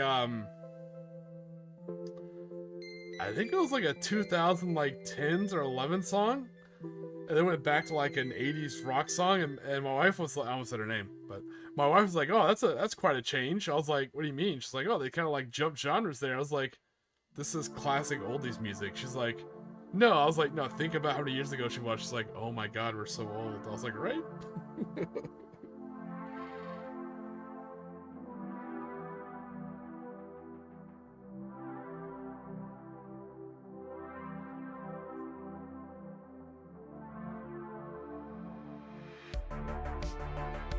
Starts with the octopus song. Yeah.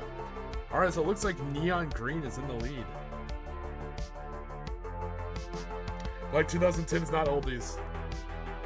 I will say this, as someone who was a good age in the 2010s, I was in my 20s.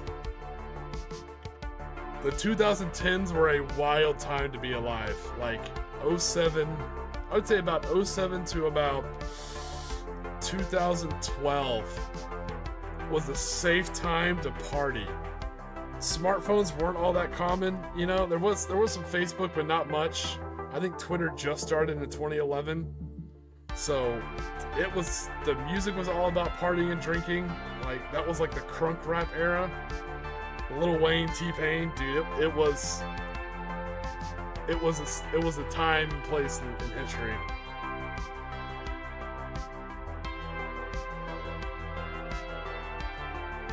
I was lucky enough, I got to go to a Skrillex concert, and when I was in Italy, that was absolutely awesome. So I was in Europe when like EDM and dubstep got really popular, so it was like a great place to be at.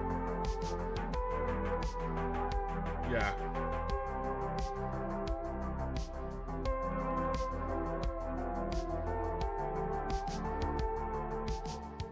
Please be kind to rewind stream before re-entering the blockbuster video. Bonsai Commander Show, how you doing, buddy? Oh, I got my Cobra Piranha in today, by the way. So that's exciting. It's definitely on my list of kit bashing. I'll probably kit bash it as a centaur. You know, I'll put like one heavy stubber on it and run it that way. Where in the world is my contrast? Ultramarine blue.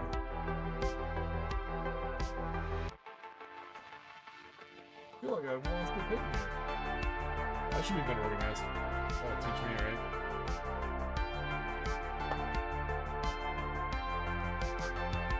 Alright. Sorry about that. I'm sitting there looking for my paints in my little paint rack here.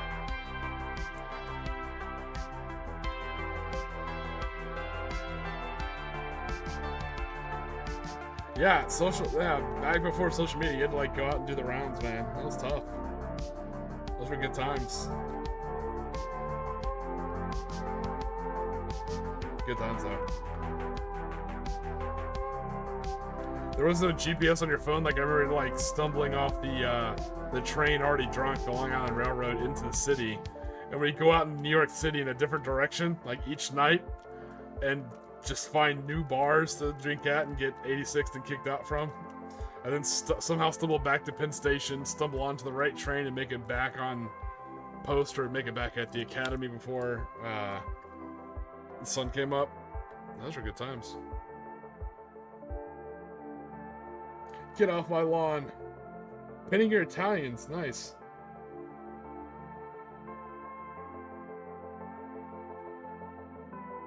I went on eBay and literally the timing was perfect, man. I saw a bunch of like regular kits selling for an insane price, and I saw one guy selling one as like a Frankenstein thing where you just like kit bash parts off it to repair another one, and he had it for a super low price. I think it was like $5 plus like $2 in shipping. So $7, yeah, absolute steal. I've gotten lucky on Etsy, so I don't know if you guys saw the post I made. I think I made it at Mordian's stream. It was a little greedy of me, I'll be honest. I felt a little bad afterwards, but not bad enough to really care that much. But I was hanging out on Etsy and I saw someone posted some push-fit guardsmen for sale for a very reasonable price. I think it was like 10 models for like $25. Yeah. It was one of those absolutely like buy now, you know?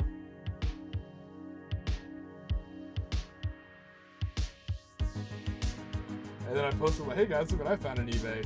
Like, I didn't leave that for some new young guard player. I should have. But I'm like, nope, I am snagging those up. Because I know I need more neophyte bodies, like regular riflemen. And I just love the old Acadians. I built so many of them back in the day, and I love those ones.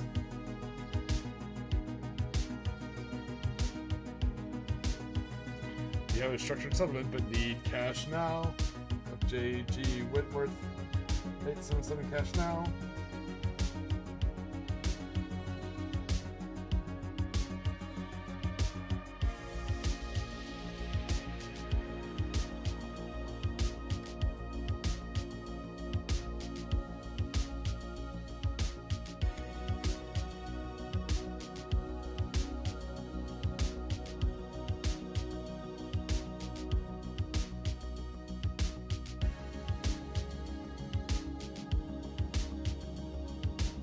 Yeah, well, like push fit guardsmen for a decent price. Like, shut up and take my bottle caps. I was like trying to justify to myself too. I was like, the look will clash with their current day Acadians. You know, they don't look the same. I was like, they don't have like the same knee pads, the same poses, and I was like, I am justifying my purchase. It's stealing that away from young generations of guardsmen players. It's funny, and then in Mordian's chat, in his stream discussion chat, he's like, that belongs in a museum. I was like, nope. I love my monopose push fits.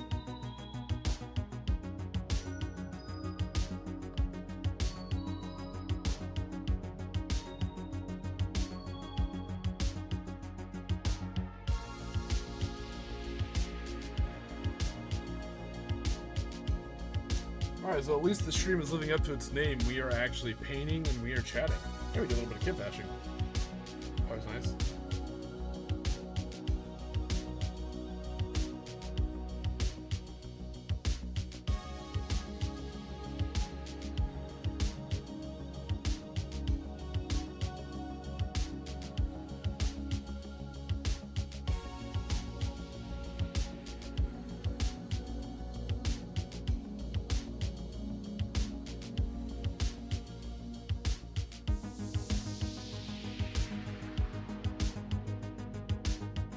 Like I said, we're doing her pants blue to match the whole army's aesthetic. So yeah, they are jeans, so they're cool, but they're pretty... Like I said, they're not really hive club, but going...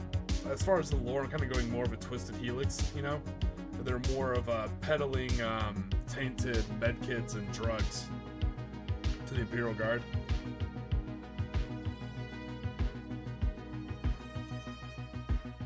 But some of them looking somewhat uniform, you know?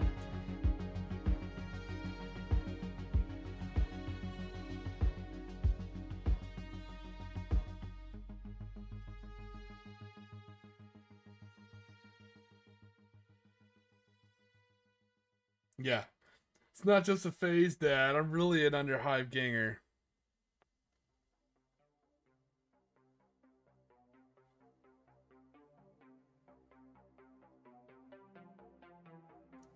Yeah, I remember when I put in a big order on Etsy and just ordered a whole bunch of just 28mm cyberpunk style models. Like, these are all going to be great. And I knew, I was like, okay, this one's going here. You know, I have this really cool, like, kind of nun looking model that I've had to cut some stuff off and fix some stuff. So, like, here, my Benedictus.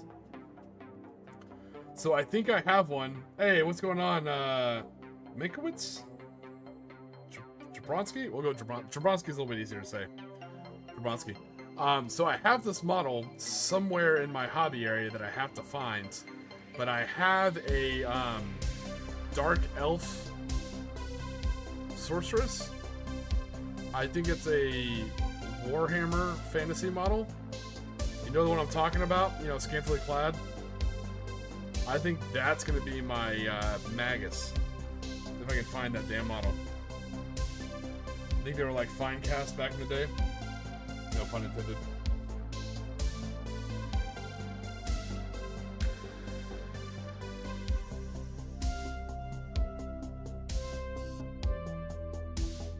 Should be able to type in Warhammer Fantasy Dark Elf Sorceress and just bring up the model I'm talking about if you haven't seen it.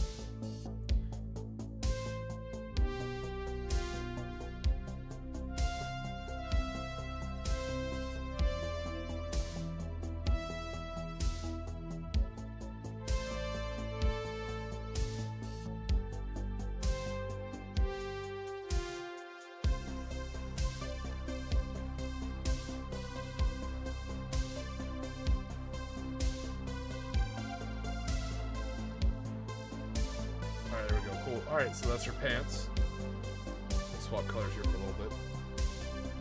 Alright, let's take a look at the poll. This is Democracy Made Manifest. What was my crime? Getting in a parking lot brawl, a sweet parking lot brawl? A succulent parking lot brawl?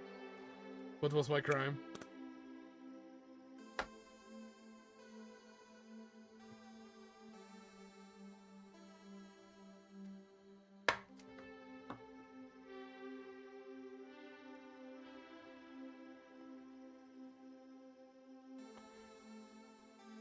Right?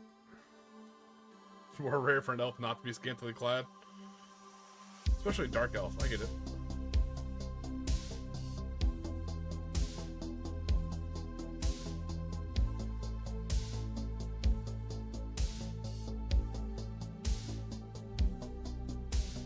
And I'm that hipster grognard neckbeard. I wouldn't go with a neckbeard at all, really.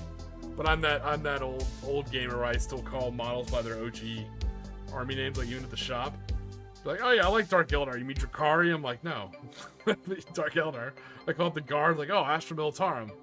I'm not like, I try not to be like, no, I mean this. Like, I don't want to start a nerd little debate, you know? I just kind of like laugh it off. But yeah, I still call it the Guard. I still call it Dark Elves. Sisters of Battle. And for all those people who are like, it's not the Guard, it's Astra Militarum, it's Adeptus Sororitas. I'm like, really? That's what GW says? What was the name of the latest game they put out? Was it called Adeptus Astartes 2, or was it called Space Marine 2? So, they use the name when it's convenient, you know? So yeah, I can use whatever name I want. You're in the Guard, son. That's something that always irked me. It's like, oh, it's actually called this now. I'm like, really? Because I'm looking at the video game right now. It says Space Marine 2, so.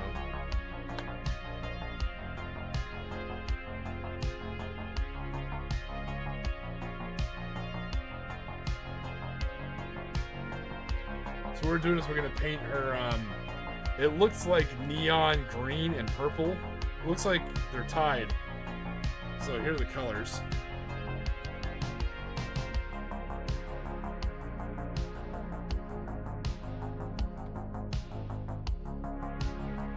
Either way, I'm gonna have to put a white base coat on underneath. So let me get that in there now.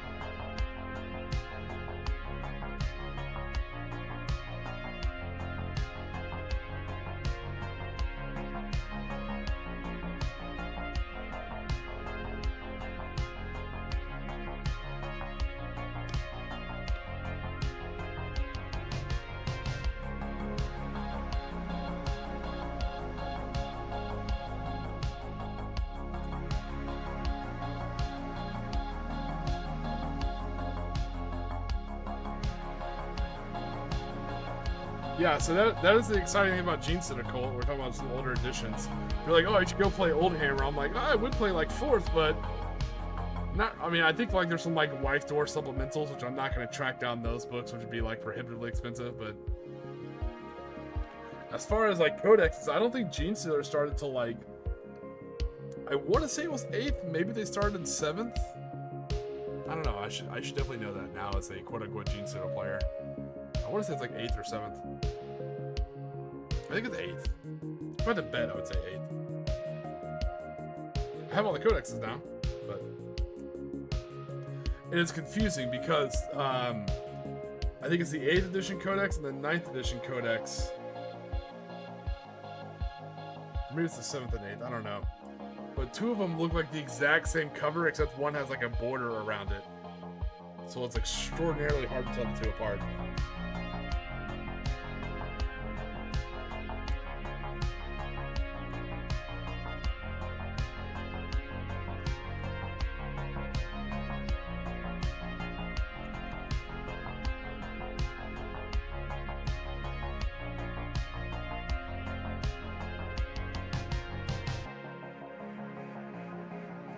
So I will say, I know unpopular opinion here, right? Mostly because I like building my own neophytes. But I actually think the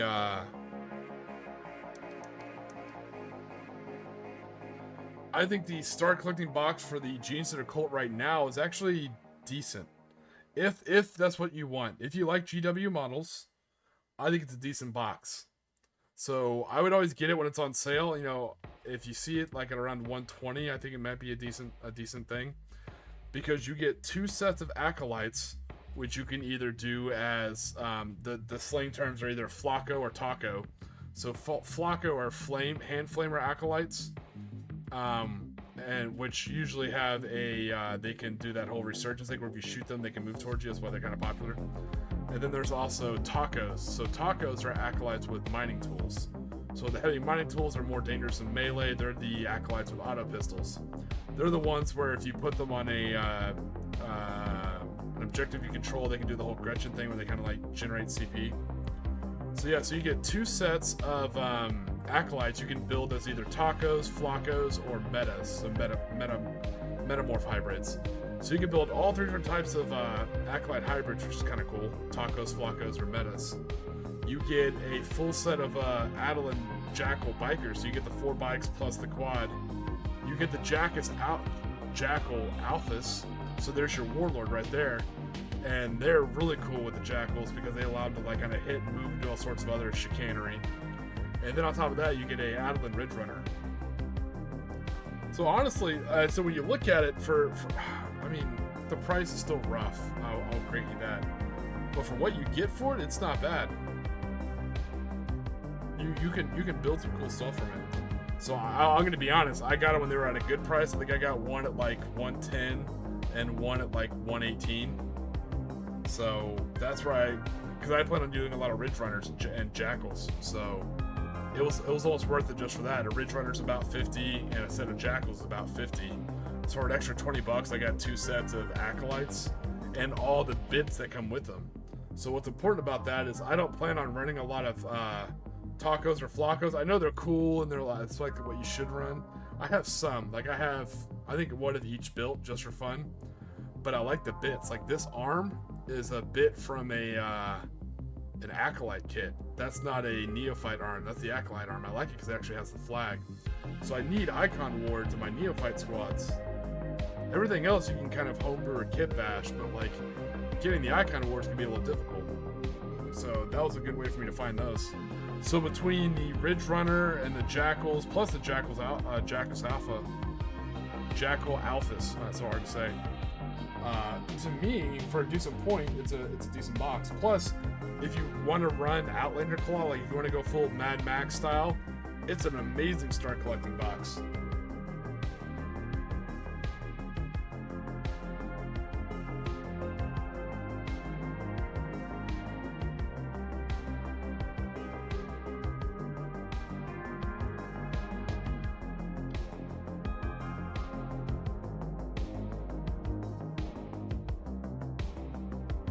Yeah, so Commander, that was my freehand attempt at Miami Tiger Stripe. Not very good. I need more practice, but the colors came out well, and I'm okay with it.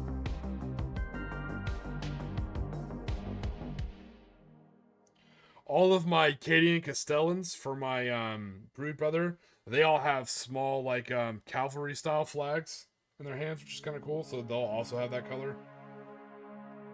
Everybody's loincloths and dick towels and little flaps and robes are all just going to be purple. But the flags will definitely be Miami Tiger Stripe. I go green and purple. Word, purple and green stripes. Oh, you guys are just trying to make my job difficult. Oh, I see what you guys are doing. I'm like, what do you mean red, purple, and green? I was like, you guys talking about the hair. You rat bastards.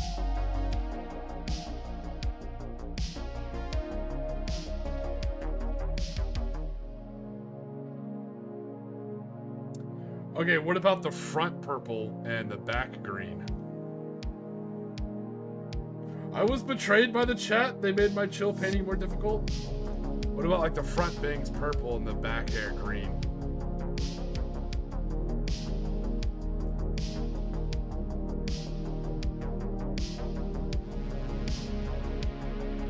Oh, it's so funny you say that.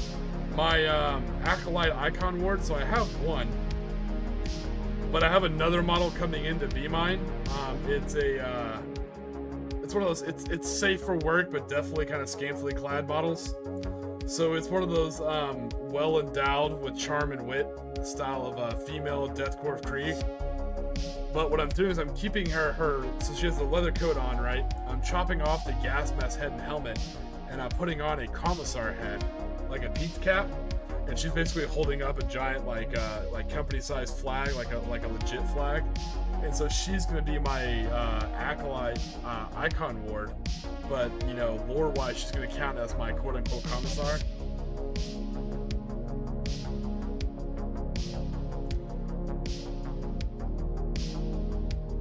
All right, so we're talking green. So let me know in the chat. This is where I'll beat you guys. So either green bangs and purple hair, or purple bangs and green hair. You guys let me know.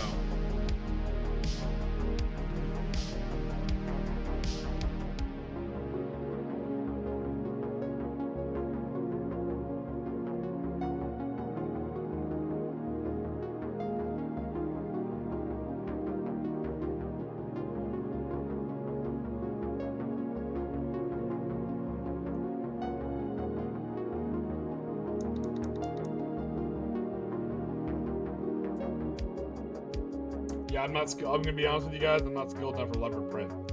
That is some Squig Hunter Sean little shit. He can do it and he's very good at it.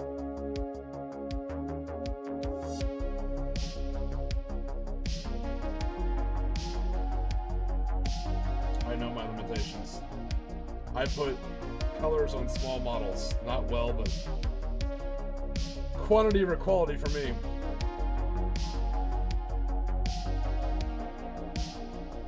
Alright, there we go. I know, it's hard to see with bright light. But it helps my tiny little Asian eyes. They're getting older. Actually, man, even white... Okay, so on one model, I'm going to do white hair. Even white hair looks kind of pimp. I'm not going to lie. Like, straight up white hair, like Rogue style. That's kind of cool. I do like that. On one model, I'll have to do that. Just actual, like, straight up white hair.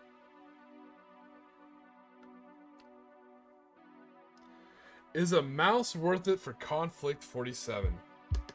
I'm assuming you're talking about Conflict 47 2nd edition? Yes. If you're playing for fun, yes. Absolutely. Because you can build the rest of your list around it, and I think you'll have fun.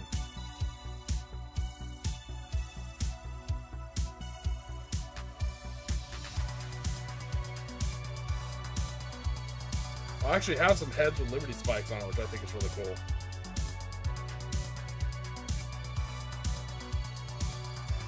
All right, let's check the closing the poll.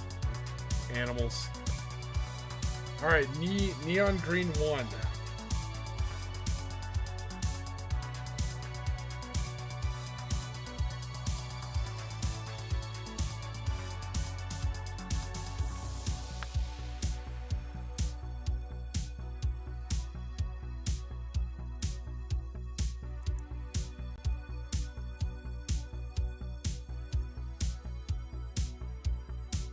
Yes, this will be fun offering. No, dance, monkey, dance. Suffer for us to be amused at. What do you think this is? Your own personal enjoyment? Dance, monkey, dance. Oh.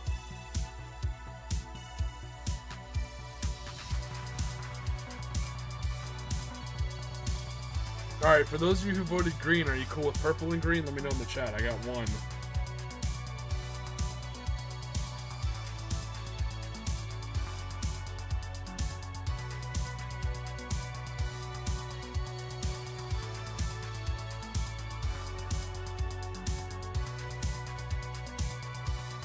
I think we left off purple hair, green bangs.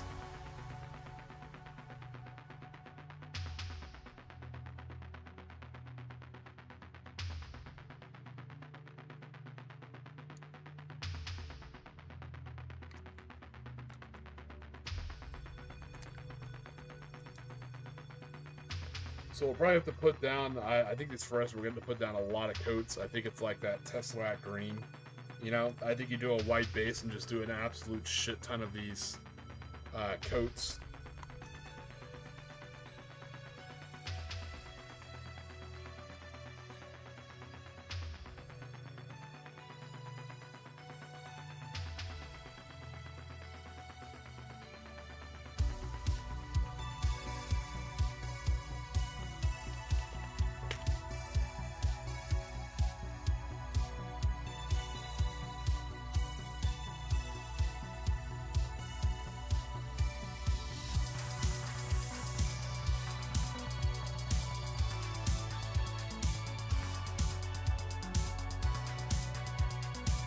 Nice, Matthew. That's hysterical. That's awesome.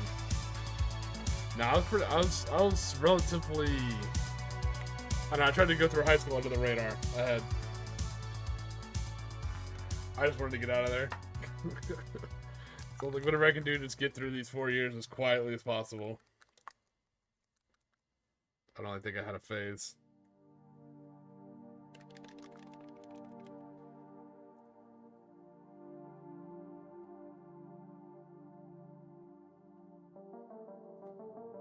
I haven't even opened this bottle yet. Nice.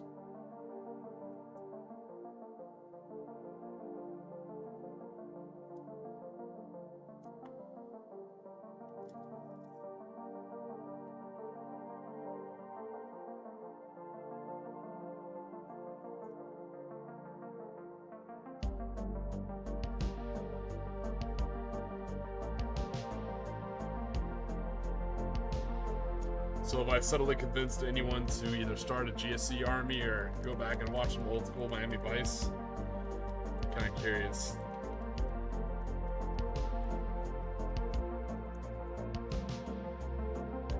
Just shaking up our neon green here.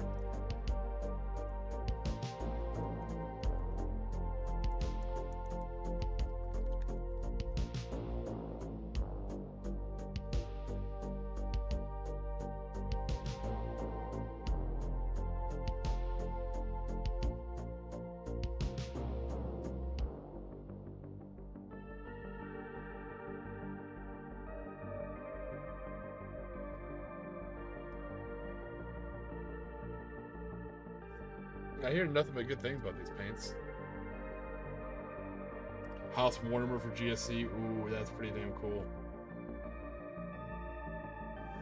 Kind of want to get a few bucks now. Yeah, you can play GSC whatever way you want. You can play pure GSC. You can play, you know, the Muscle Beach where you take all the giant, big, muscular guys and buff them up insanely. You can just go full pure strain Gene Stealer and just murder things. You can side with the Tyranids for Final Day. You can do Brood Brother like me.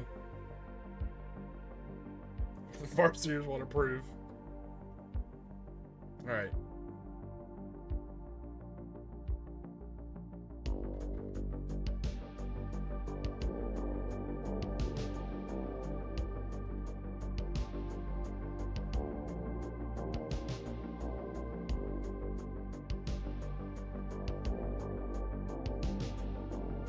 And it won't just be the females, because I have a whole bunch of like House Escher female heads. I mean, I could just say House Escher heads, they're all female. You know, with all the cool hair, but also have a couple like mohawks for the guys as well, so it's gonna be kind of cool. I see a lot of cool mohawks.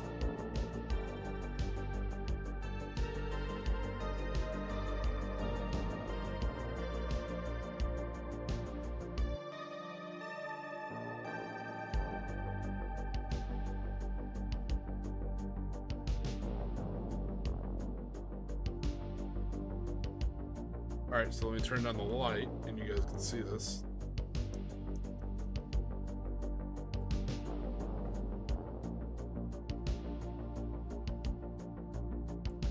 That's what we have so far. Let me do another coat and then I'll let it sit. Alright, let me do another coat, wash off the brush. I'll hit the main part with the purple. Do a second coat of purple, I'll let it sit, take a quick break, and we'll come back and do another coat or two.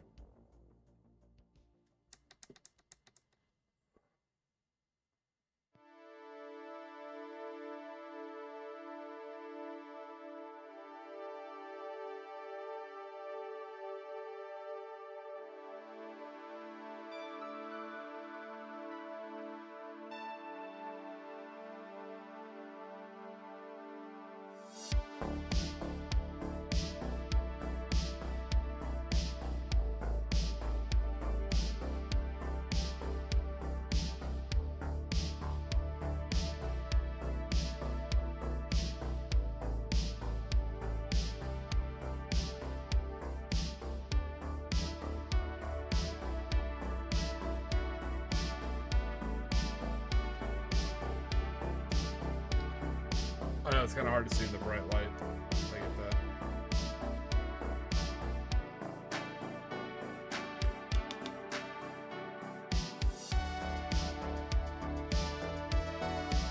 I built my, that was my first Forehammer cave when I came back to it, was building that Red Corsair team out of a box of old school Tin Man Firstborn Tacticals.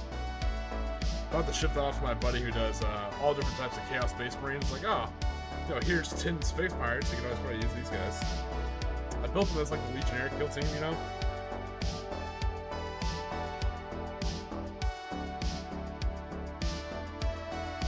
Yeah, that's what we're doing, friends, while we're doing purple hair with green bangs.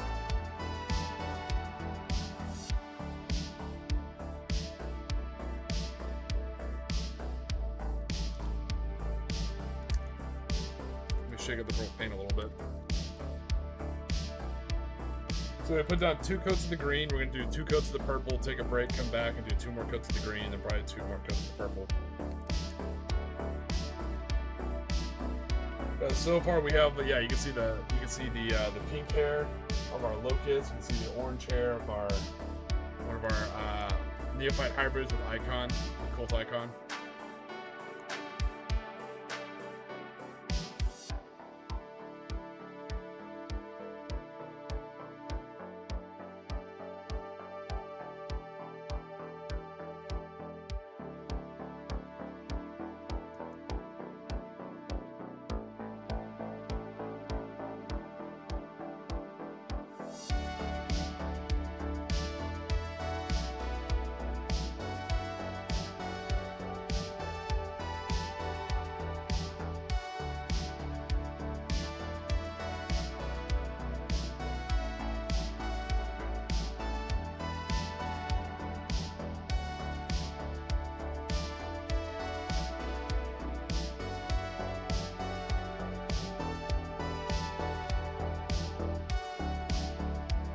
know with the bright light, it's kind of hard to see the paint.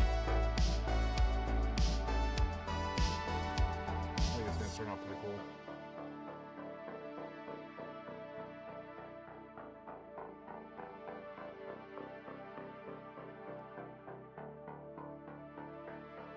This is very, yeah, I think Jenny was right. It's not a phase, and like, you know, all my friends are at Hot Topic, you don't understand.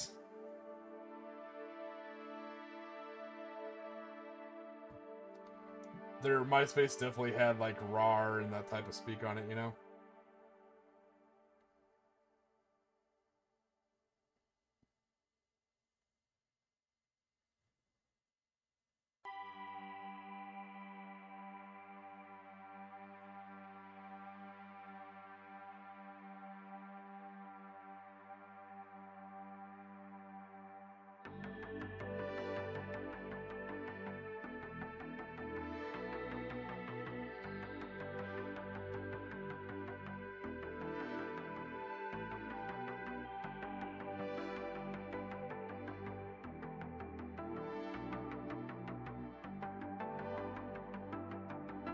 MySpace, man, what a time to be alive.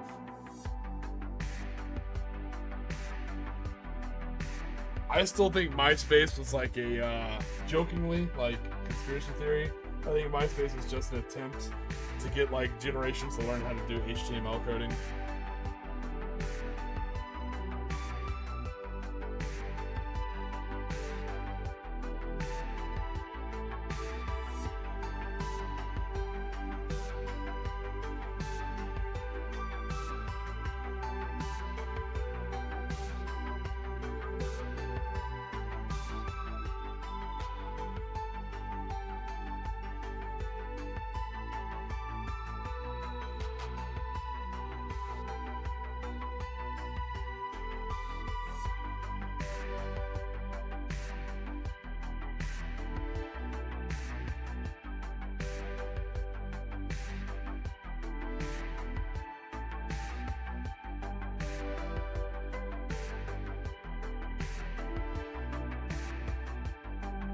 Alright, so what should we have so far?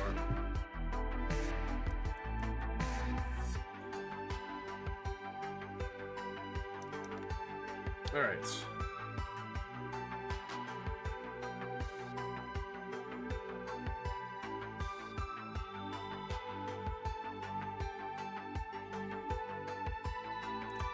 Obviously, I still gotta do that side of her hair, but what do you guys think with the green and the purple? Is that what you're hoping for?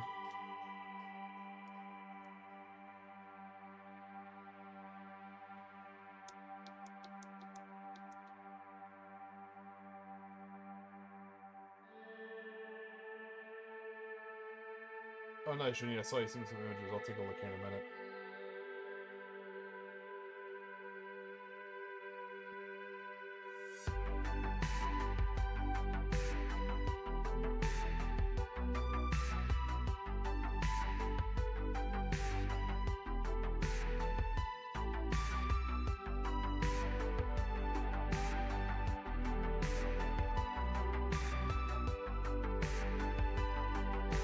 Yeah, it's definitely gonna take like multiple cuts. I think at least 4.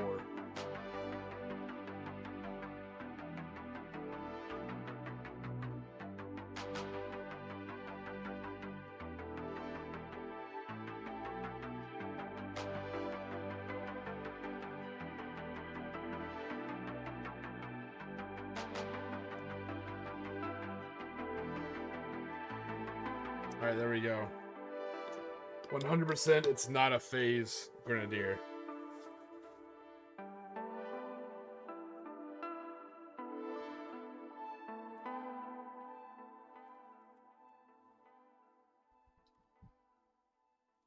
All right, and with that, let me take us to a quick little break. I'll grab something to drink, and I'll come back and we'll do a probably another coat of green, and a couple more coats of purple.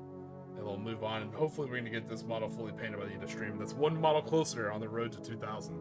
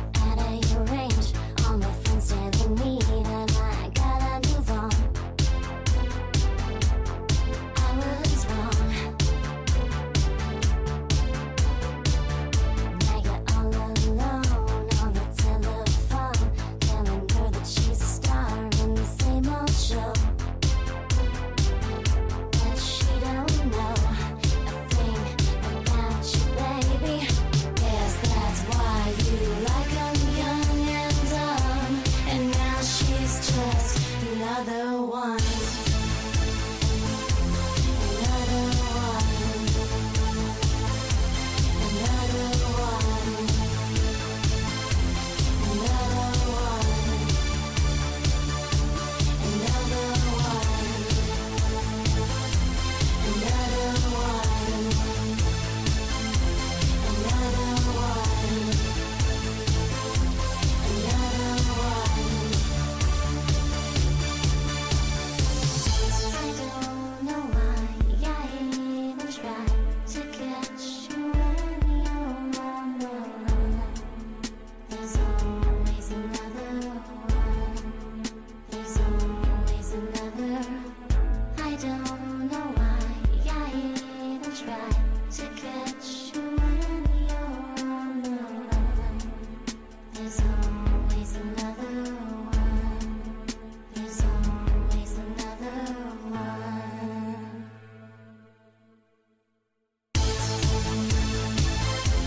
Another one. Another one. Another one. Another one.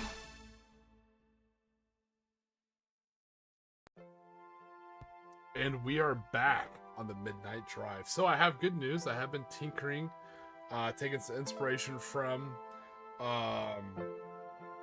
Cosmic. Matter of fact, Cosmic, I'll send it to you right now, and you can tell me what you think. I have came up with a song for my Be Right Back. I like that song. You know, it's from Moonbeam City. Definitely recommend watching the show if you haven't seen it. But I do have a song. Let me send it to you real quick.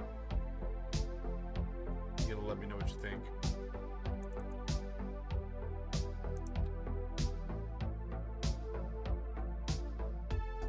Let's find Cosmic in here.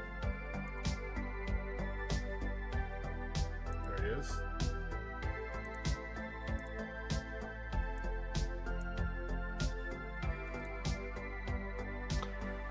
Alright, Cosmic, I sent you a song. That's probably gonna replace for my Be Right Back music. I'm gonna keep the other one too, just in case I'm gonna do like on a longer break or take multiple breaks, so we just have the same song. But that is inspired by your 50th Morty Rifles songs, so let me know what you think of that one. Cosmic gets a sneak peek, only because we're buddies, we know each other. So, I sent that to him. Alright. Back to Dad, It's Totally Not a Phase.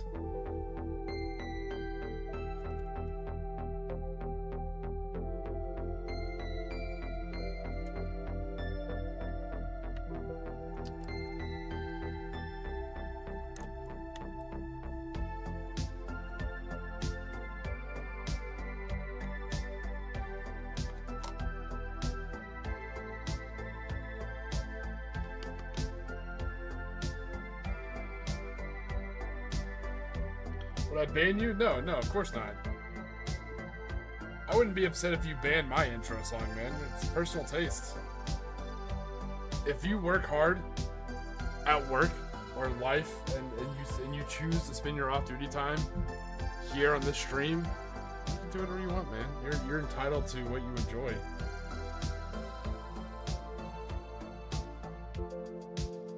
It's your off-duty time. Spend it how you like. As long as you're not hurting anybody, you don't answer to anybody for your off-duty time.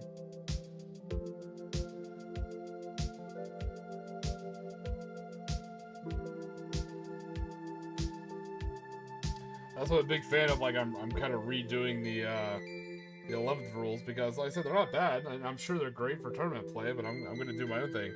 Yo, hey, what's going on, Levi? Let's see what I got here. I know it's not on topic, but all of you in the chat go outside, and you might see the meteor shower tonight. That seems like it's a ploy to get us to go out there and get identified by satellites and drones. Nice try, FBI. And they're getting crafty. It's like, hello, fellow war gamers. You know, why don't you come outside and I'll look up at the exact same time and let sat imagery collect pictures of your face and ears. I'm just joking, Levi. It's just a joke, brother.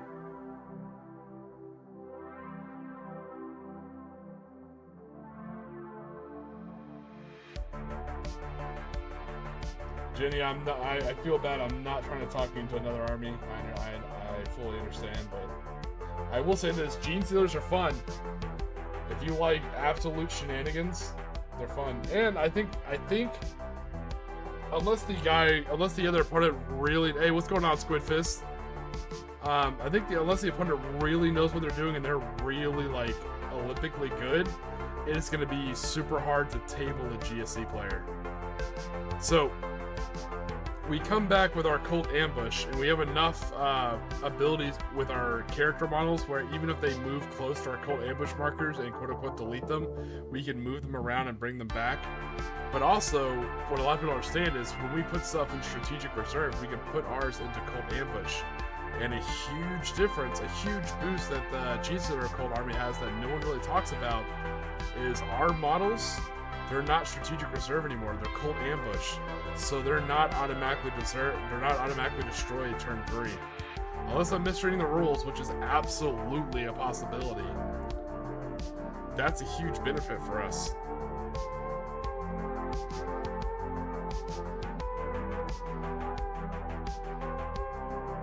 No, but it was on topic and a great shout out, Levi. I appreciate that, man. I was just having a little fun. I know, good call out. Thanks, man. The stream will end here in like 40 minutes, so you may still have time. Absolutely, don't feel bad about leaving the stream to go check out a meteor shower. That's awesome. What we're doing, I know it's a bright light, so it's hard to tell. So we're painting the mohawk here.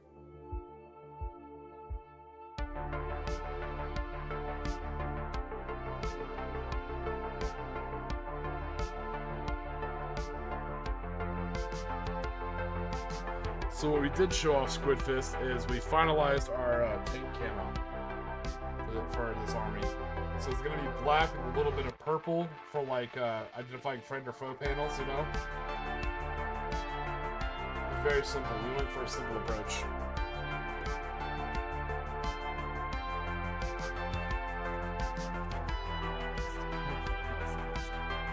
Yeah, no, it's so funny. I don't know a lot about Tyranids. I know about Pure Straight G-Serves because I started in Battlefield Gothic and Space Hulks. I know about Pure Straight G-Serves. Those are the only Tyranids I know about. Like somebody can just start naming Tyranids. Like I don't know what those are. Like I know the big ones like Lictor and Carnifex and like that, but like Termagant, Hormagant, I don't know the difference. But I do really enjoy Gene Stealer Cold. I feel like it's a fun way to play guard. It's a very like hit and run, ambush, asymmetrical way. The lore is cool. The models are really cool. Yeah, Pure Stranger. He's absolutely right. Pure Stranger, all I need, man.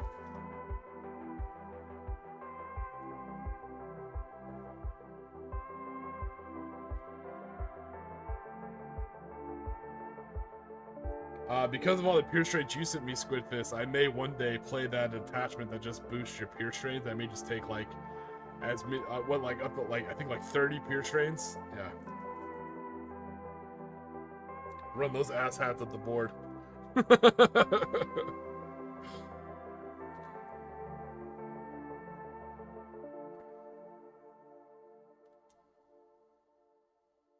let's do a couple more coats of green. And then we'll turn down the light and see what it looks like.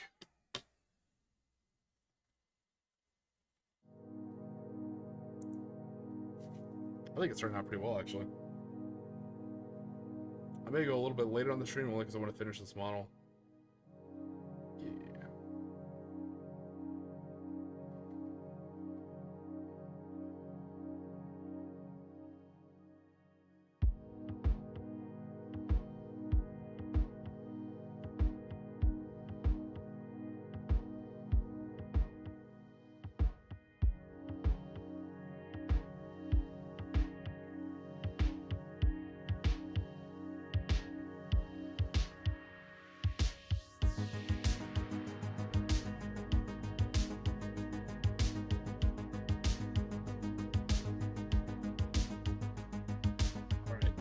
There's another coat of green.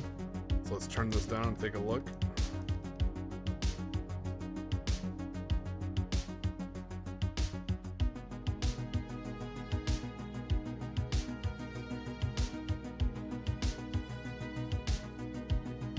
All right, so what do we think?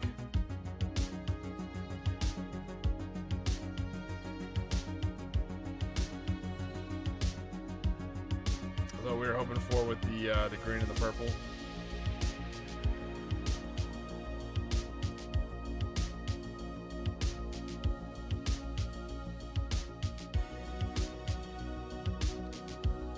Now I know it may seem very non-hot topic-y to give them non-black boots, but I do kind of want some type of uniformity of theming through the army, so they can have brown boots. I know, the heresy, how dare I. Betrayal.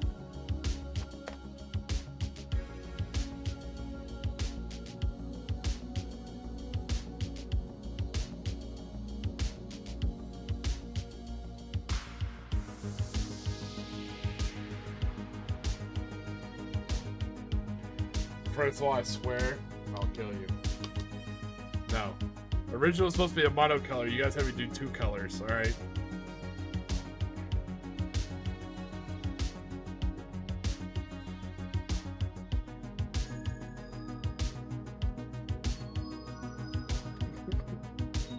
Yeah, like, no, yeah, now do leopard print. We're not doing any fucking...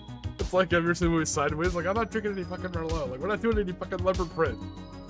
We're not doing zebra print. Alright.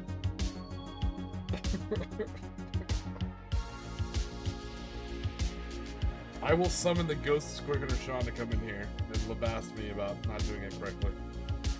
That guy's done some badass leopard print.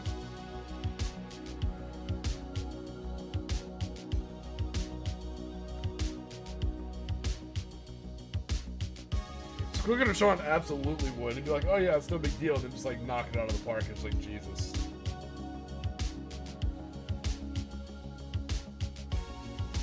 All while wearing a fez. That man is legendary. And I can honestly confidently say I have some Square Hunter Sean painted models and they're my favorite. Dude, I love it. I love those works. Oh, nice. Thanks for the kind words, Cosmic. I appreciate it. Yeah, that'll be my Be Right Back song.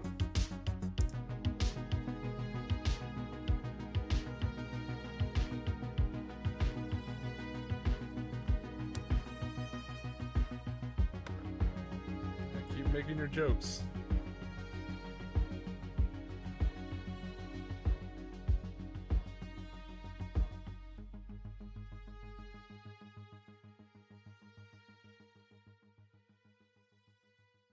So the top of her boots have like a little like studded kind of cuff on them. I'm gonna paint that. So I like to paint their armor and their weapons black. So I'm gonna count that as quote unquote armor and paint that black.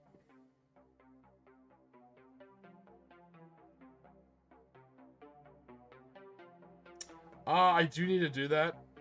First of all, I'm not gonna lie to you. I appreciate it. It is on my list of things to do. I apologize, man.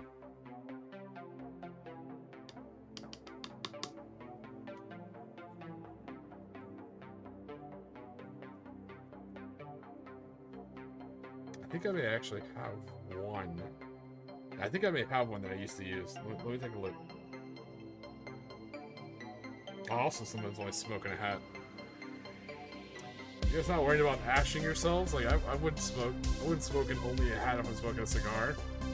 That sounds like a very painful accident waiting to happen.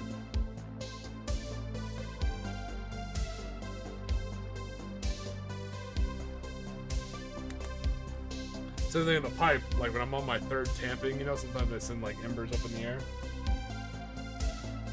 A lot of my t-shirts have like holes in them, and it's not just from like washing too much or like that. They're holes from like the embers from smoking pipe. Very telltale.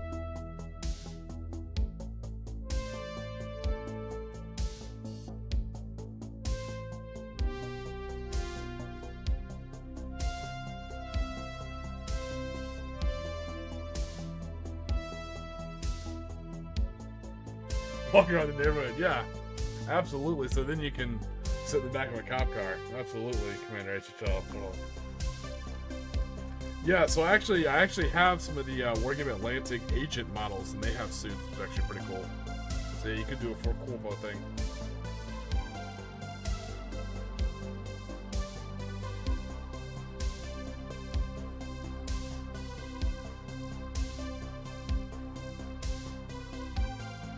Like, I always thought it'd be cool to do like a Corpo, Arasaka style Votan army.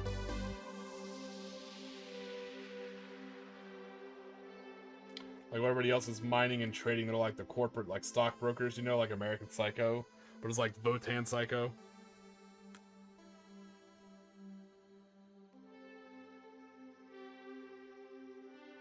Yeah, there you go. Free your minds, Cosmos. Do a little bit of painting. Yeah, I'm seeing your army of like kit bash zombie things, and like it looks interesting. It reminds me, so this may take some of you back, right? It reminds me of the game I used to play when I was younger, Army Men 2 on the computer by 3DO, right? So there's a mission where you have to, you know, usually you're like the Greens fighting the Tans and shit like that, but you basically get sent to like Toy Vietnam. It's a darker game than you think. You get sent to Toy Vietnam, and it's basically Apocalypse Now, except Colonel Kuntz is like raising zombies.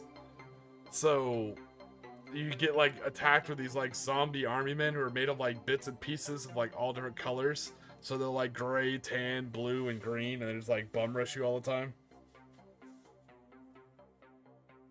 Hey, Squark, what's going on, buddy? How you doing?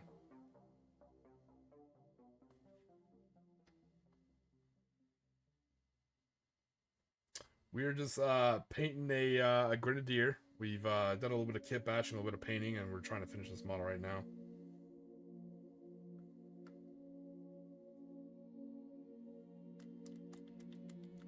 Not much, man. Just taking it one day at a time. Enjoying my streams, getting my army done. I'm trying to get 2,000 points done by November. Take a trip out to Tejas. Play with my brother and his buddies.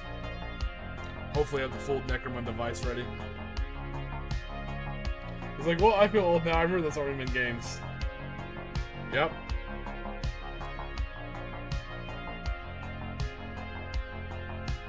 They were great games. I mean, nothing's wrong with Sarge's Heroes, but like the old Army Men 1 and 2 are great.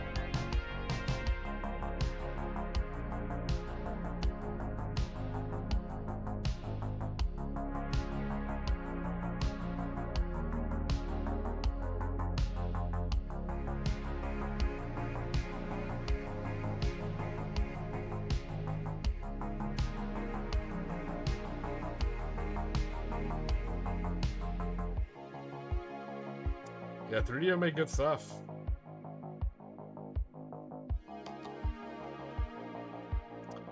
I was sad when Volition went down. Not New Age. I know the companies that made the games that you love from your childhood aren't the same companies, and I understand that.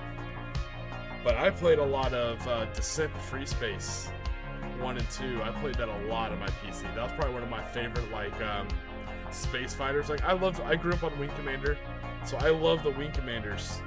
Also, if you're looking for something to watch in the background while you paint minis, and you want something new you probably haven't seen before, they connected all the cutscenes together to make a movie out of it, but watch the Wing Commander 3, 4, and 5. Watch those on YouTube. They put them together in full like hour and a half long videos. It puts together all the cutscenes from the game. To me, it's Mark Hamill at his best. This is when Mark Hamill was younger, off his Star Wars days, and he plays Colonel Blair and Wing Commander. And you see a lot of the all the voices and names you like. You have the guy who plays Gimli. You have McDowell. You have a bunch of like famous actors in there. It's really cool. Tiki's the Johnny Bravo for Goblin 47. That cracks me up. When you get to 10K the invitation party at my table is open. Okay, fair enough.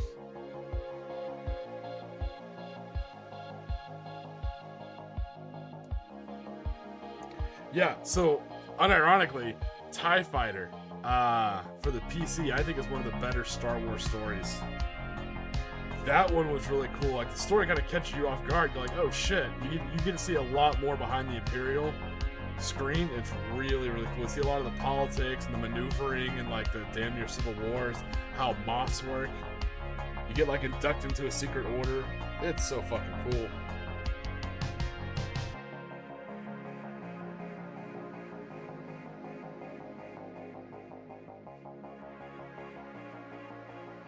So I was talking to someone about the Starship Troopers movie, and they hit me with the usual things like, oh, it's just satire. It's supposed to point out, how bad militarism is, and like, it's supposed to be like the very similar to the Third Reich's propaganda reels, where everyone's young and attractive. And I told him I knew that, but I said the difference was, it had the adverse effect, which is kind of curious. There's a lot of people who got into wargaming or even joined the military, because of Starship Troopers, ironically. And the book's actually totally different. The book's a good read, but I was talking about Paul Verhoeven, like, yeah, he's very anti-war. I was like, yeah, but do you know his credentials? Like, what do you mean? I was like, yeah. So you can say he tried to make an anti-war movie, or just kind of, I think it was more like pointing out the propaganda behind it, but a lot of people don't know, Paul Verhoeven was a kid in, I believe, Holland when the fucking Wehrmacht rolled through with panzers. Like, he saw that invasion, right? And then on top of that, Paul Verhoeven, being in Holland, growing up at that age, I believe he was drafted into the military. So he spent a little time in the military as well. So now you have someone who's seen his country be invaded by a foreign military, spent some time in the military, and then he made Starship Troopers. And Starship Troopers was one of the movies that was very infamous for hiring that, I forget his name, but that very famous military advisor who works, he plays Colonel Sink in Band of Brothers, and you can see him in like Saving Private Ryan, all that kind of stuff. He plays that very well-known military advisor. So what they did for the making of Starship Troopers is they got all the actors and a couple of extras they wanted to show up, and he put them through like a pseudo boot camp. Very similar, I think Aliens was probably one of the first movies that really did that really well, and it shows when you watch that movie, right? So in Starship Troopers they did a similar thing where they all trained them together how to move, how to shoot, how to communicate. And the reason why he brought extras in there to also train is then later when they did the big scenes and they brought in like hundreds of extras, those extras he had trained with the main actors in that pseudo boot camp, they became his squad leaders, and they ran squads of extras. So it was very interesting the way they filmed it, had it done. Matthew, the book Starship Troopers is really good. It's usually required reading at the military academies. It does a good job of talking about the burden of command. And I think that's, in my opinion, that's the main take. Not to get serious in this stream. I'm sorry, it's the stream about painting toys when I'm here chatting. The main takeaway from that first book isn't really like the politicalness of militarism and what you do, citizen, not citizen. It's a good book to understand the burden of command and what that really means. It's a good book.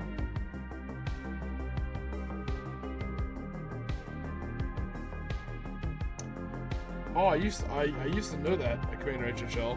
Oh, I guess so in his latest video he showed the Merida. Yeah, I'm about to say, I think it was like a M14 if I'm not mistaken, or something in there.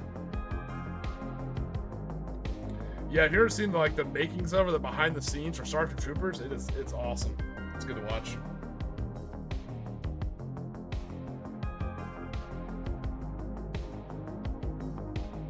Alright, let me get back to painting. I'm over here chit chat. Yeah, M14.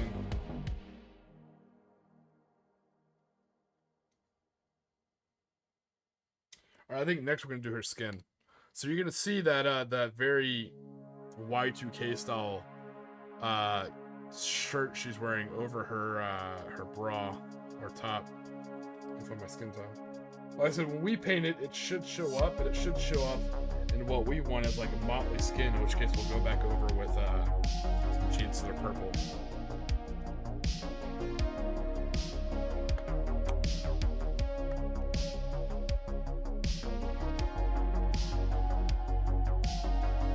And yeah, this has actually become my default now. I like priming my models and fuck, I forgot what it's called. Sandry dust. I think it does well when you pick up like skin tones and stuff like that.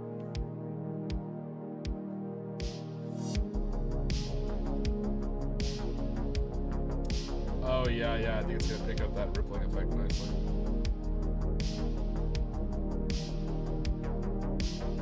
Alright, let's see if we can see it on camera.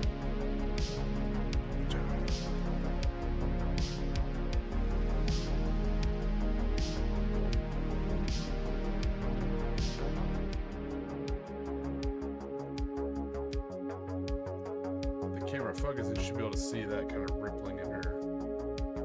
There you go. You can see it in the arm now. So I think it's going to be perfect because I'm going to go into where those ripples are. I'm going to paint that a little bit purple, so it's kind of like her skin's kind of like, it's like her outer skin's kind of blistering and being stretched by the carapace she has kind of growing underneath, being a gene sealer. The hair turned out really well though, guys. Good call. I think it's kind of cool.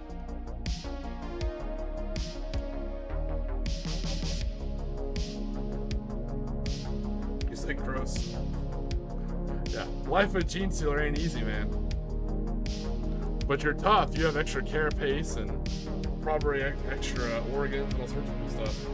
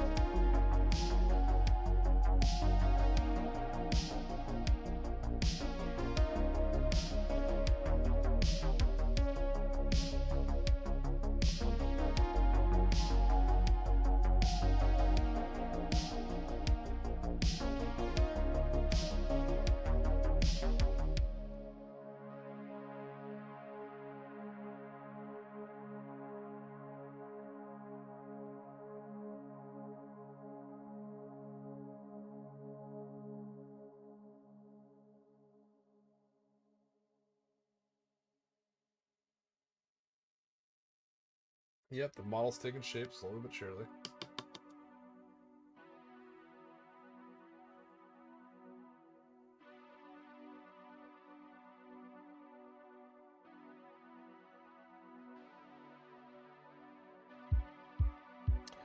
No, my brother was trying to get me to play before stream, like when I got off work, and I wanted to, but I was a little tired, so I took like a little. I swam right after I got off work while the sun was still out, you know. And then after I swim, I'm either super hungry or super tired. I'm never sure which one. Today was the super tired one, so I took a nap. I can't wait to play. I like the idea of the squads. That's really cool. The 40k Warbond's kind of exciting, but I'm really excited for the changes. Also, I heard for Helldivers 2, they give you the stripper clip now for the Constitution, so you can reload the Constitution with the stripper clip. And you can team load somebody, but you don't have to have the backpack on. They can have the backpack, which is kind of cool. Yeah, for those who don't know, I do like playing a lot of Helldivers 2. I'm not very good at it. I'm going to be honest. I'm okay. I got better at driving. I drive a lot. But I do enjoy a hell lot of Helldivers 2.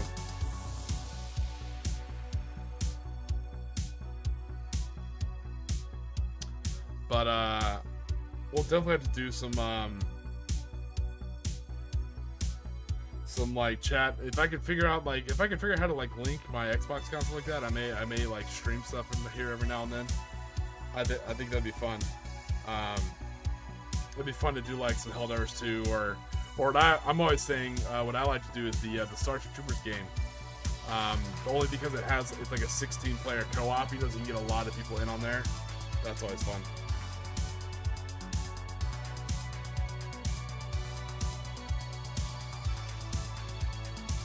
The clip needs to pay for college somehow. Exactly.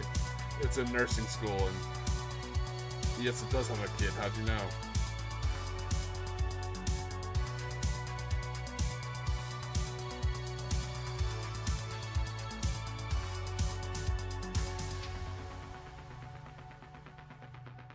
Reminds me of that Archer episode where it was like, yeah, she's a underwear model. That's how she pays for European med school. Like, she sounds delightful. She's probably out there parking her snuffleupagus. Yeah, if you guys haven't seen Archer, I highly recommend it. That's a great show.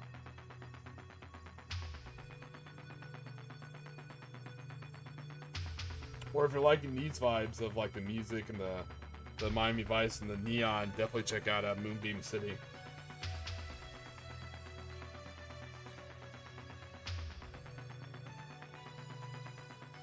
Moonbeam City only got one season, but man, is it funny.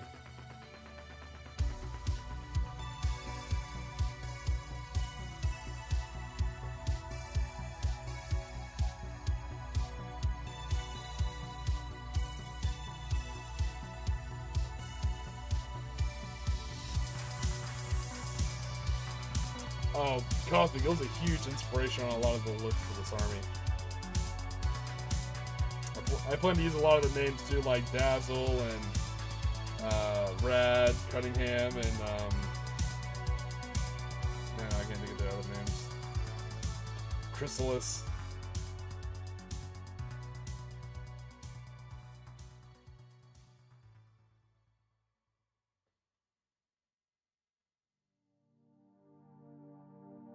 Oh, hey, thanks. Thanks for the heads up. I can tune that down. I appreciate that, actually.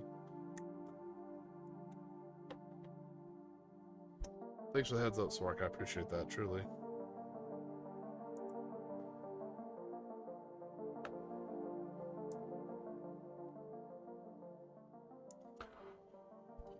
I'm also not doing a very good job of talking to the mic either. I'm like looking away while I paint. But thank you, Swark. I appreciate that.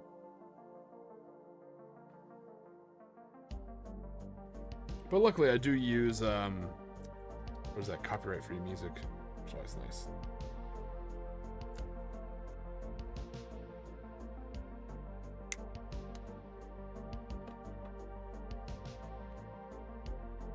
All right, right now we're getting all her skin painted. Then we'll go in and we'll do the top, and then we'll do the weapons, and then we'll base it, and she'll be done. I think I gotta go back in and do like the belt and all the jewelry too. She got a lot of jewelry. We gotta paint gold because, you know, Miami Vice and jewelry's gotta be gold.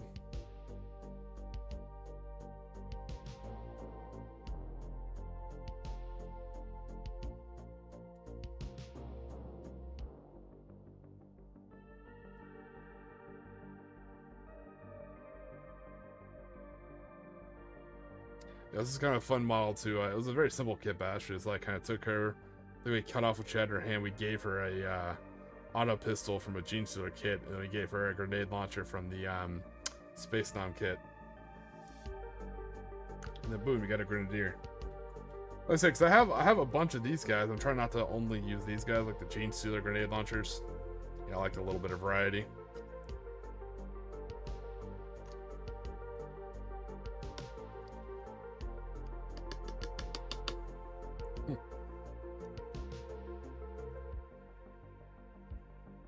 Yeah, I saw that Gene Stealer meme where it's like, oh yeah, Space Nom is fantastic, and that's what I plan on doing for all my Kashyyykan squads. They're gonna be Necromunda 8th veterans, so they're gonna be Space Nom guys, and their pants are gonna be that gray-black tiger stripe. Their vest and their armor is gonna be black, and they're gonna have like a lot of the Mohawk heads with purple bandanas. The purple's important to like mark you as like friend or foe, so you still look like Imperial Guard, but you have like a purple bandana, so they know not to shoot you or eat you.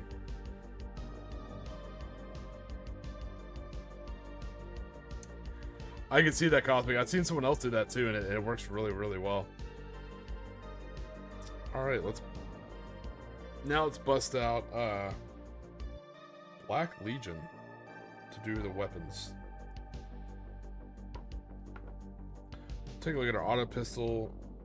Yeah, okay, so our auto pistol, it does have some wood furniture on the front. I like to paint that. I like to paint that furniture on the front as like wood. Gives it a little look.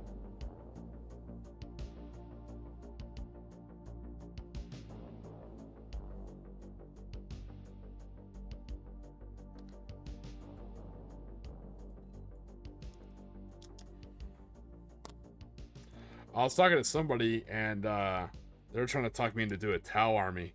Like, hey, you should do like a jungle fighting Tau army, and I was like, oh my god, no. From like all my bolt action Imperial Japanese stuff like that.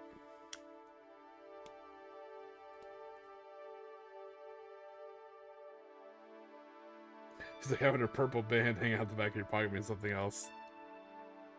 Yeah, I was like, no. Well, the thing was because we were talking about Kroot. I'm not a big fan of Tau, but I do like the Kroot. I was like, I could do a Kroot army. But that's the cool thing about Kill Team. Ironically, Kill Team saves me money because I don't have to like, oh, I want a whole army like this. If it's just like a meme or like a cool idea, or if I just want to paint them to see how it looks, I'll just get a Kill Team. Like I'd love a full Arbite army, but right now I'm content with just an extraction squad for Kill Team, you know?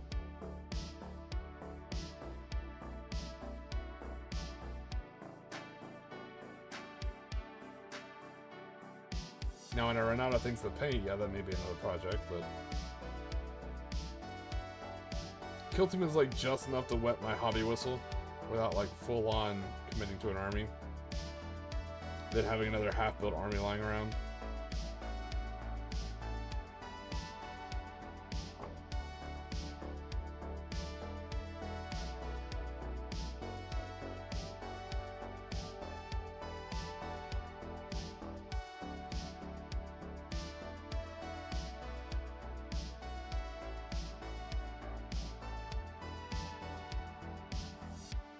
Nice.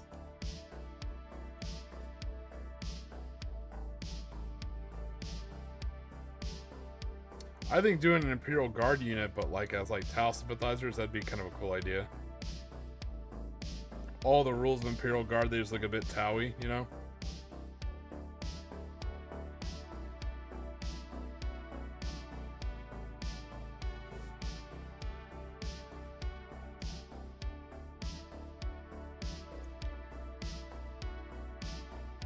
Yeah, but the Tau do have the Kroot, and the Kroot are awesome.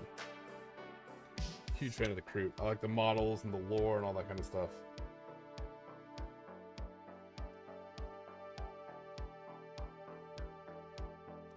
I'm worried if they try and like nick some factions. I'm worried that they'll like, kind of like how they like roll demons into Chaos Space Marines. I'm worried they're gonna roll Votan into Tau.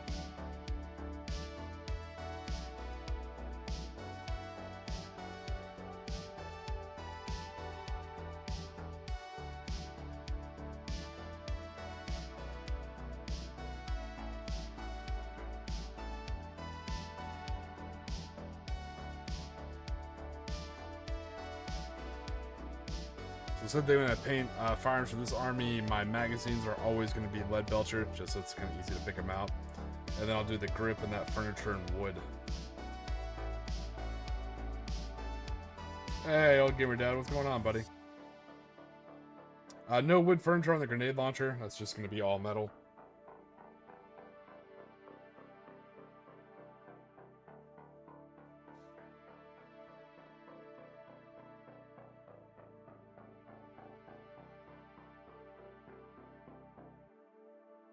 Ooh, actually, I watched a good movie last night as I was working on my tank paint schemes. It was a Dutch. I want to say it was a Dutch movie. It's called Invasion or whatever Invasion is in Dutch, Invasie or whatever. So I could definitely tell they changed the name last minute. But basically, what it is not Venezuela. And again, this was made like into 2024, beginning of 2025. This is before the Maduro raid, by the way. So the story of this is the Dutch. It has a couple like Dutch Marines training and stuff like that. And they got like one ship in the area, and it takes place in the ABC Islands. So Aruba, I forget what the B is, and Curacao. So right off the coast of Venezuela. So Venezuela basically attacks and invades Aruba and catches the Dutch off guard. And so it's basically like, hey, the response force of the people who are on the island and what they're trying to do before the Dutch government decides to step in and help, you know? So it's actually really cool. Yeah, they have limited assets. They only have so many Marines, and they attack the Marine base. They attack the actual Marine base first, you know? So it's basically like one small Coast Guard ship out there with like limited crew and limited supplies, and they're trying to rescue high important assets and stuff like that.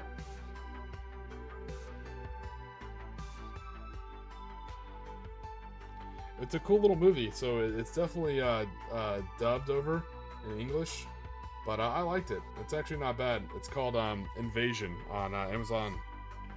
Take a look at it. I like that. You can definitely tell it's shot on location too. So if nothing else, it's pretty to look at. And I'm not gonna. It's one of the aesthetics I really enjoy. You guys probably saw that a lot of my bolt action armies. I really enjoy I think it's like one of those. There's a term for it. It's like conflicting sentiments. A good example is like when they play upbeat 1940s music and post-apocalyptic Fallout, like that kind of juxtaposition, you know? I enjoy the juxtaposition of like warfare, but in a beautiful tropical environment, kind of like the first Far Cry game. Actually, like Far Cry 1 and Far Cry 3, you know? Where you have all this terrible stuff going on, but like in a beautiful paradise tropical setting, you know? So I really enjoy that. It's kind of cool to see that in a movie too. But yeah, they call them something else. Maybe it's Venezuela in Dutch, which I don't think it is. Maybe it's like the old word for Venezuela, which I don't think it is. But you can tell from the flag on their shoulders like that. It's absolutely Venezuela, and also geographically, it's the only thing that makes sense. So spicy opinion. Right, here comes Tiki's spicy take of the day. Of all the Far Cries, Far Cry 2 is my favorite.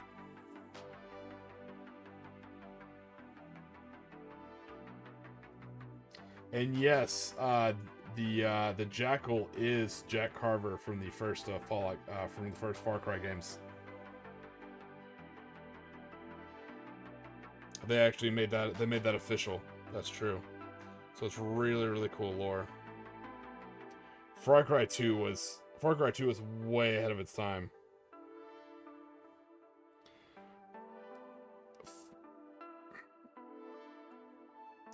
It was one of those things where it took away. They tried something new. They're like, hey, what if we made the game not convenient? It is probably one of the least convenient games, other than like Arma.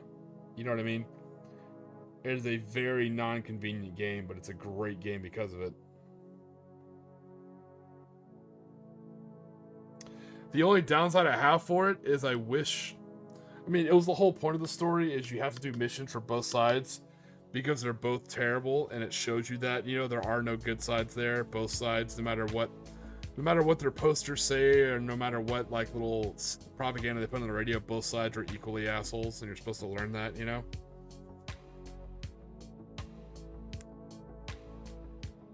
Ooh, no, I haven't.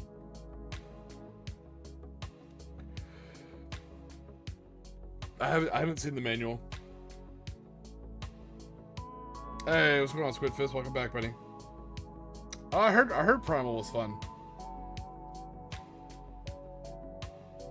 Wasn't really my thing, but I heard people had fun with it.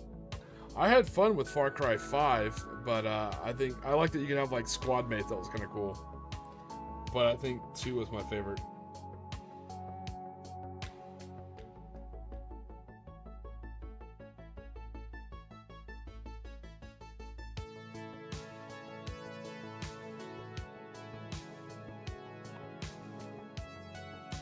Alright, now we're just finishing over our black. We're painting her armor right now.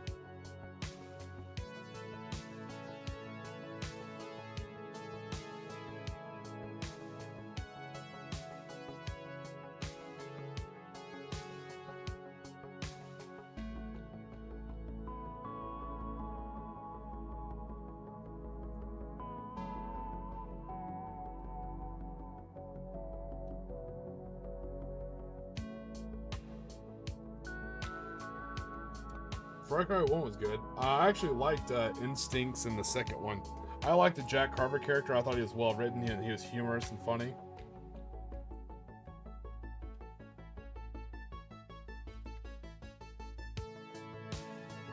He was probably one of my favorite video game characters growing up.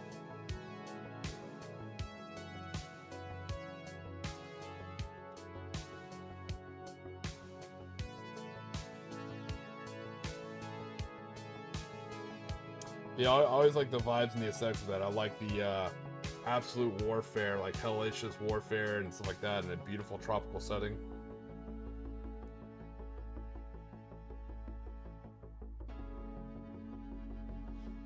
there we go. That's what we have so far. We're gonna paint her top and then finish up the jewelry and then start basing.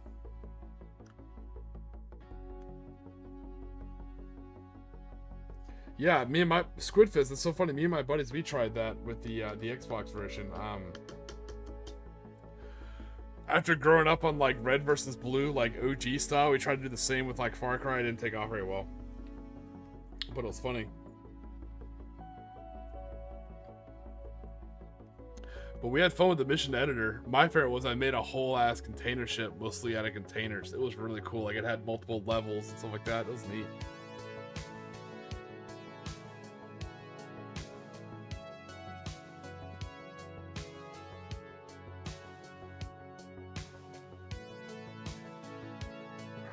Blood Dragon. Oh yeah, Blood Dragon. You could tell that's actually game developers having fun and doing whatever the hell they want. Yeah, funny you mentioned that, Squidfist. I am just, feel free to line back with me. I'm just now playing the Master Chief Collection. I played Halo 1, 2, and 3 when they came out. I never played ODST. I always wanted to. It always looked really cool. And I played Reach, but I've never played the actual Master Chief Collection, so I'm playing now. But that might be another fun game to play, like four-player co-op Reach. That could be some fun.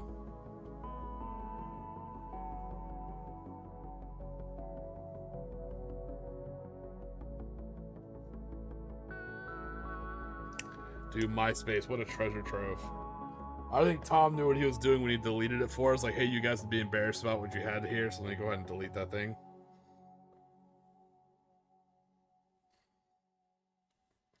Like, what a real bro.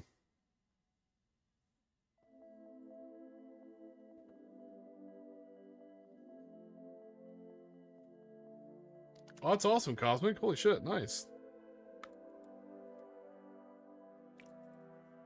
I don't think I've ever tinkered around with Forge. I said I was a big Far Cry player. I played a lot of Far Cry. What's cool is Far Cry had a cool mode where one person would be like the actual mutant, like a predator, and everybody else is like the mercenaries. It's basically, and it's funny, you had to run around and turn on the generators, which turned on a sonic thing and took down the predator. So it's very similar. It's like an early version of Dead Before Deadlight, kind of, or Dead Before Daylight. It was a cool mode.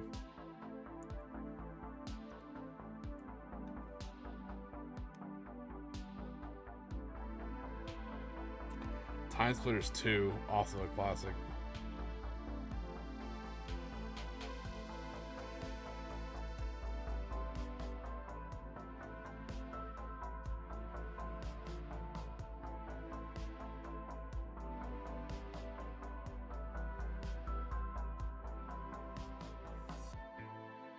Yeah, see, my brother and my dad, they got into WoW. I couldn't. I mean, I liked it. I liked the idea. I liked all the choice. But it was like, hey, if you want to be really good, yeah, you can do anything you want, but you need to take this and...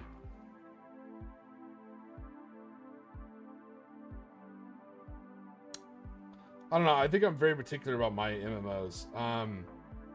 I did Star Wars Galaxy. That was a little bit more fun because that kind of had what I wanted. Like when I played WoW, I just wanted to be a like a gnome who just made stuff and like would sell it on like the auction house. I don't want to do any kind of adventuring. I just wanted to like be a little like a shopkeeper, you know. But I was like, because they said you could do that, but like, oh, okay, I get it. You need to. Oh, okay. But as far as Galaxy, you absolutely could do that, which is kind of cool.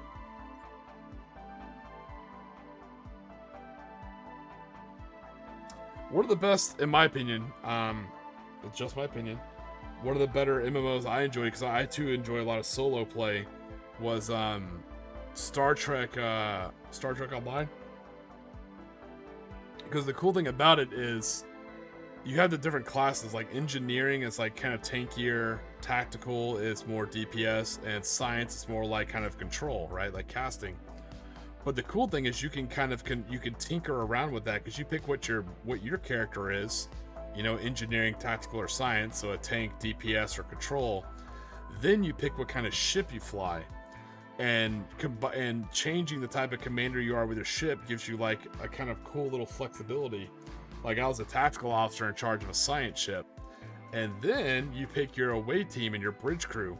So your bridge crew you can mix and match as well, you know, which it was really cool. It had like a fun, it basically came with its own like party building. You basically built your own party. So it was like an MMO, but you had your own adventuring party and your own bridge crew and stuff. Met my ex-wife on there. Oh, yeah. There's a story there.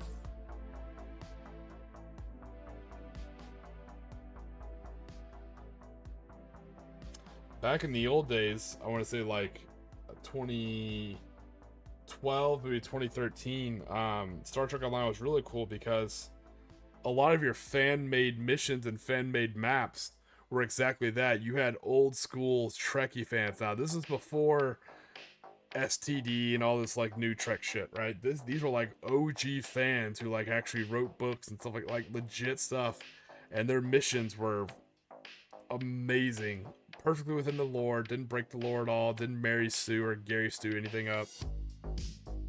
It was really cool.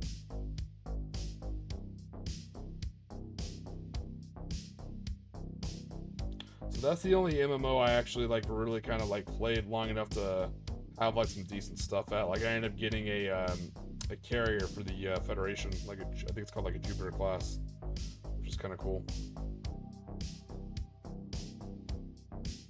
Oh yeah, one day on your podcast called Tiki Talks, we'll discuss it. All right, guys, let's turn down the lights and see how it's looking so far.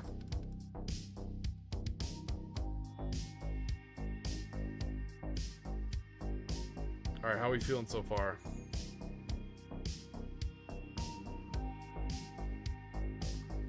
We still got to touch up some stuff I've missed, paint in the jewelry, hit some finer details, and then base.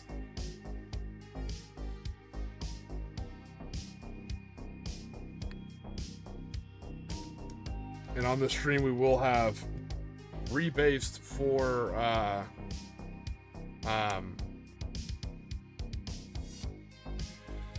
seismic cannons and painted this model. Yeah, it's very similar to my my Locust, where if you notice, because the uniform is blue body gloves, so you notice on the Locust, she has the blue shorts and the blue top, like she's kind of cut down her uniform to like what she wants, you know. Yeah, it really does look like boots with the fur. It's actually kind of a cool look. If only I could do the tops of the boots in leopard print, you know? You bastards.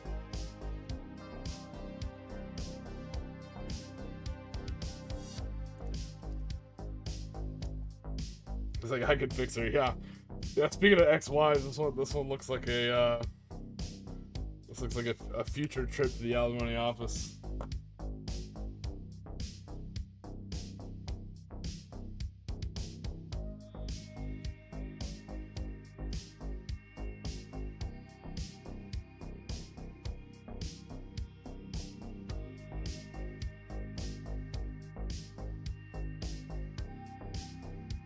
I'm excited. I did start a new book. The perm with the perm. I started the Kim Dog book. So far it's not too bad. I'm enjoying it.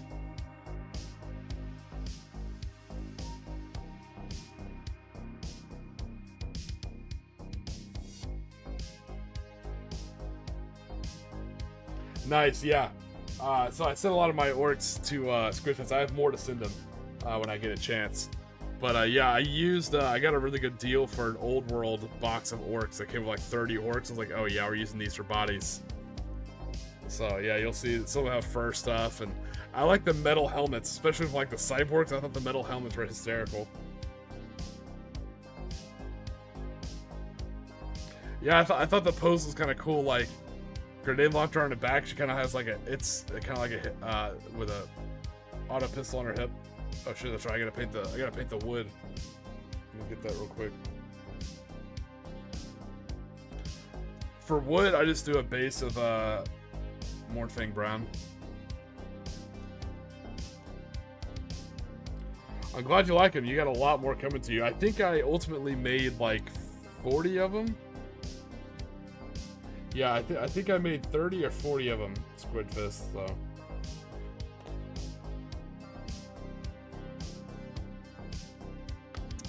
Cosmic, I don't think that's a thing, and I think that's frowned upon by YouTube guidelines. Remember, I'm still on their shit list. I had to go to like YouTube re-education camp to get that fucking ban removed. And I'm like permanently on their shit list, so.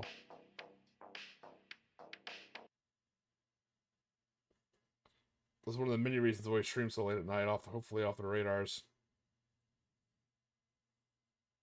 Yeah, I'm excited to read those Car Jericho books. So Swark, I didn't understand how licensing worked. And I saw a bunch of other people had these like live 24/7 radio stations. So I got a bunch of the songs from Fallout. I took the actual tracks. I re-recorded them with like static and like stuff in the background, and then I did my own Fallout radio voiceover, like a DJ. And then I did enough of that to get about, I think it was like 6 hours, and then I was gonna put that on a 24/7 loop. So I found a website that would host it and stuff like that. So I did all that kind of stuff, and then I went live, and it was like 2 days before the Amazon, because the Amazon show came out earlier, the first season, but then it was supposed to. So it was like a day before like the show came out, and I was streaming that, and YouTube came down ridiculously. Like it was a full-on fucking strike. Yeah, it was brutal. I couldn't upload anything for a little while. Yeah, it was bad. They were not fucking amused. I don't know if it was just the Fallout music, the show was coming, if it was because that Elvis. Now I know because I didn't have the right licensing, I'm not allowed to do that. I can't like stream stuff like that, and that's why now I'm very careful about using copyright-free music.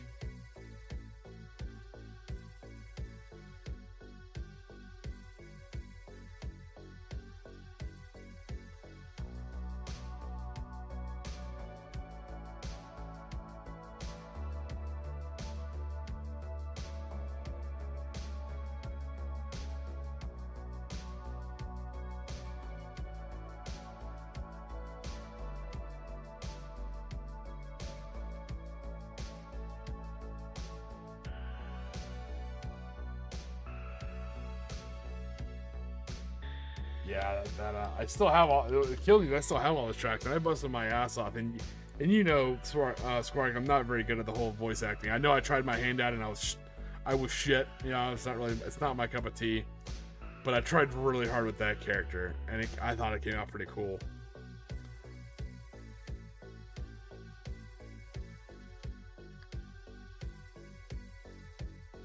Like I had like a notebook full of lines I wrote for each like little, because that's what it was, basically like Three Dog, like your own kind of DJ. Which unironically, like I if I had the modding skills, I could probably make a mod for it for Fallout 4, where you could actually have, you know, Johnny Bottle Caps as like your DJ, but last thing I need is another project.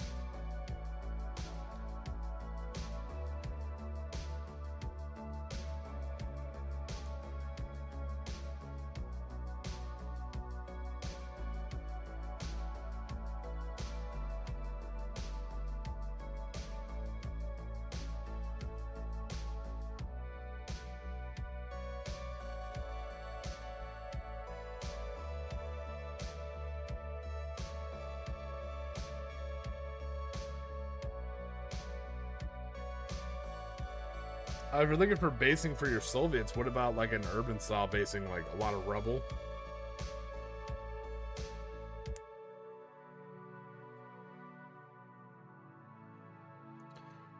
You could just do like general, like kind of like a dirt kind of rubble base, and take a lot of your sprues and kind of cut up your sprues and paint them like steel bars and stuff like that. You know, so it's kind of like a collapsed building. Yeah, what about Soviets on a tropical beach? All right, let's paint the mag lead belcher.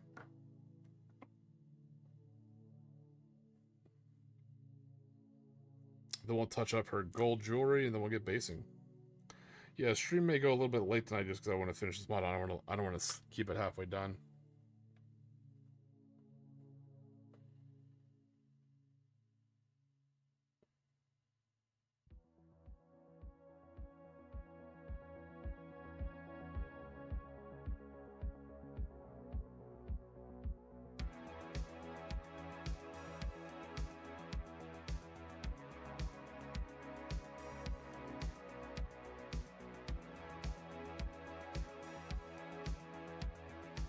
Ooh, that is a good point. Well, yeah, what about a stalker look, too? For, like, your Sylvia basings.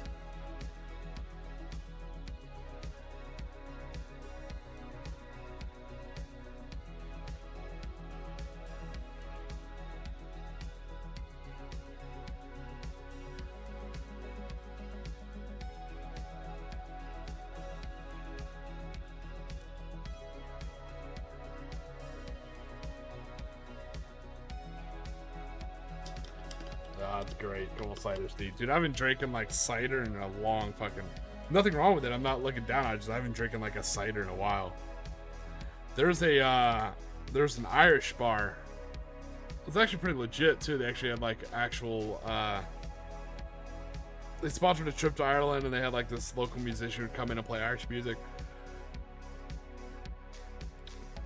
I'm sure it's a tourist trap. It's a tourist town, but it was a pretty damn good tourist trap. But anyways, so it's just a bar, and we used to go there because like walking distance from the hotel they always put us in on like drill weekends. And this guy didn't really have much of a kitchen, but holy shit was his food good. Like his food was insanely good for just a bar. As it got more and more popular, he actually expanded and built a real kitchen, which is cool. But it was called Nolan's, but we just called it Hangar Inn. But I used to drink cider there, or actually what I drink is, I think it's called a snake bite. So it'd be like a half and half harp and half strongbow. That's good. Cider's just a little too sickly sweet. I don't think I could finish a full cider. But a snake bite, a half and half with a harp was delicious.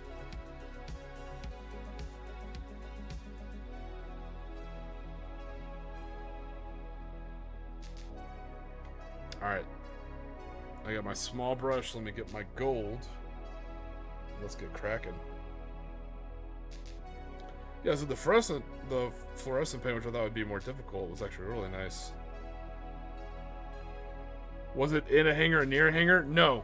And that's why we called it Hangar Inn, because that way when we left duty early, or we're like, oh hey guys, we're gonna go have like an NCO meeting at Hangar Inn. You know, like all these people would like run around base looking for a Hangar Inn, and there is no Hangar Inn because we would just go to Nolan's. So yeah, it was in between both the bases we went to. It was between Patrick and Cape Canaveral. So that's why you say Hangar Inn, like which base do you mean? Do you mean Patrick? Do you mean Cape Canaveral? Like there's so much miscommunication.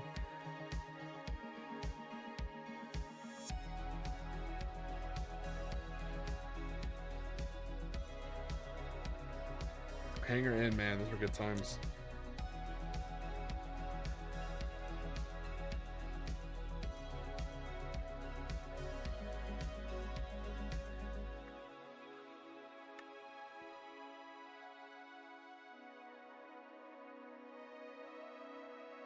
Yeah, same thing. Like, yeah, we're going to like, hey, you know, or we call over the radio if we're gonna have like a drink up after work. Be like, you know, all members of Alpha Flight, you know, rec RV for choir practice after shift. You know.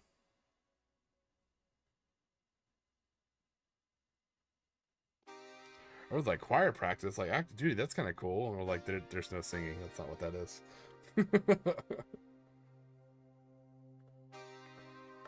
We had to be careful, like what you say over the radio.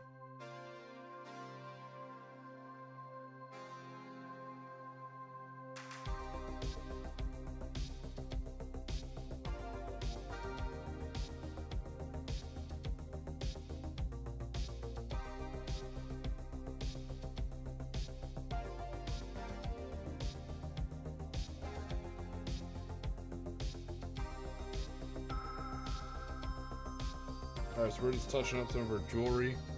Once I get that painted, I'll show you guys. We'll do the jewelry, we'll do the belt, we'll do the purple. I'll show you guys and we'll start the basing. So for basing, as you can tell on these models, I just copied Morning Glory style. It's actually really good advice. I do the whole base in black. Then I put down, what was that, Astro Granite. I hit the Astro Granite with some Nolan oil, and then I re-rim the base black.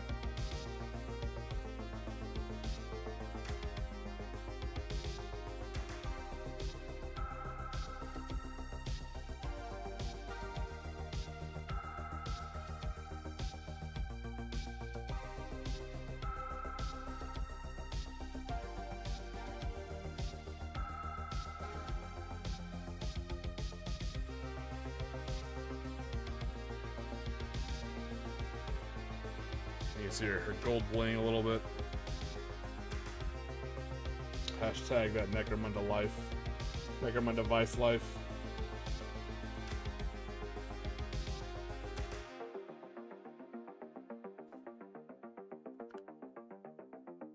It's kind of a fun model to paint.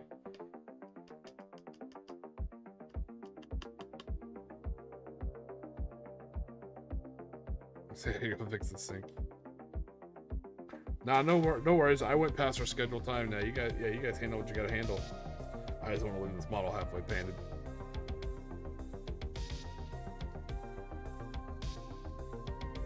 Love my snakebite leather, man. That's what I said. That's one of the few things I will absolutely quote unquote shill for. I think they do a great leather paint.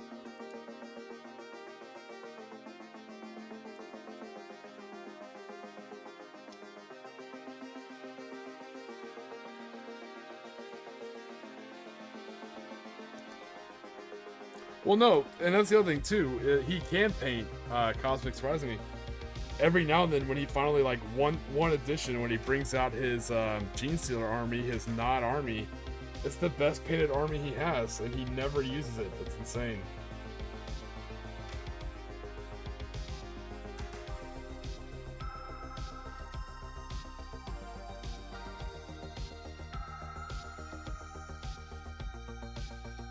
If you guys haven't seen it, Pester Morning Glory to show you his Gene Stealer called army. It's all Nod from Command and Conquer. It is stupidly well done.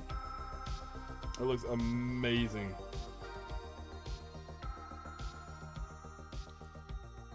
Very detailed, very well painted, very well done.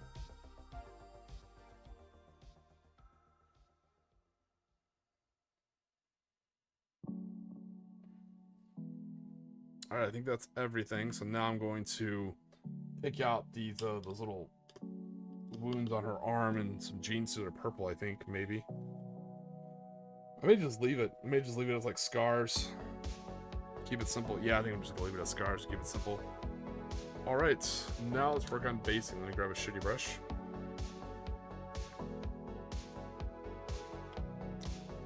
There's my shitty brush.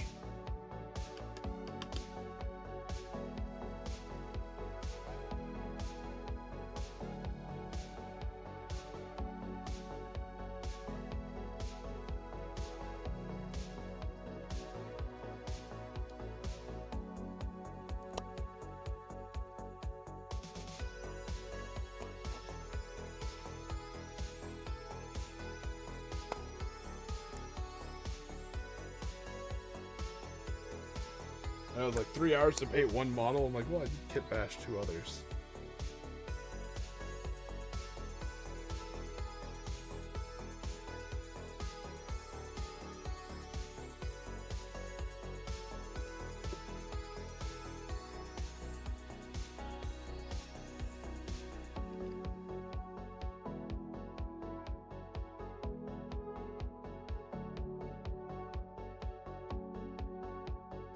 Yeah, that's the other cool thing with the cannon fodder kit for the females, the female cannon fodder kit. It comes with like metal. It comes with metal arms, which is kind of cool. Like they've lost an arm and had to have a replacement.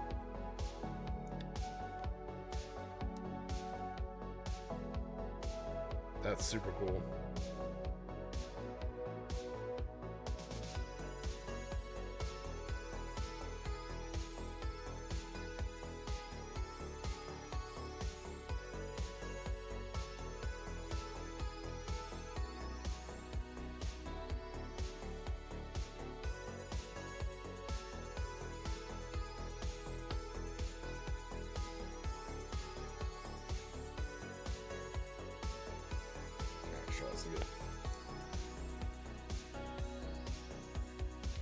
My brush is not one to cooperate with me. Yeah, I've been looking to incorporate more of those, possibly for more neophytes.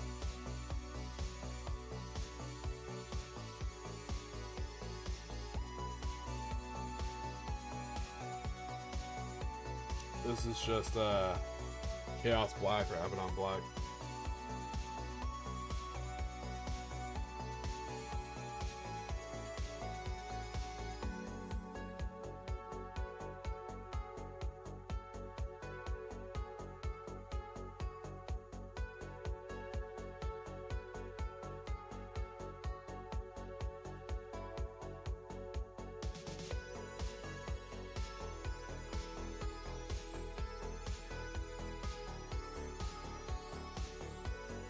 I've done it before. I can put the Astro gravel on top of the tan base, but I don't really like the look of it that much.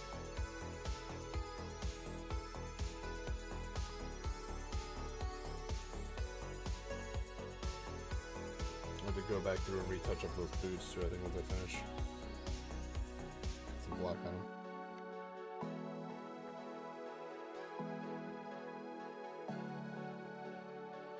So you guys let me know in the chat. What do you guys do with your models? Do you something I do for Warhammer 40k? I always rim my models in classic black. What do you guys do? I think it's like just one of those small nods to heritage, and I like the look.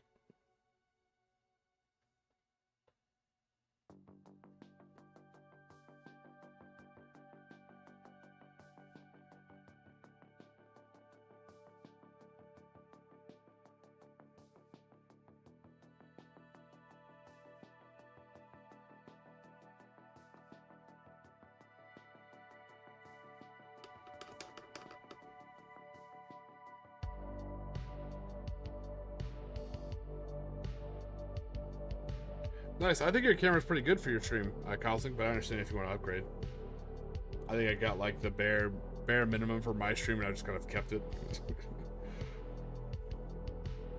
I got a decent mic that I enjoy, and I got a decent camera, and I kind of set it up and just got it working and just left it there.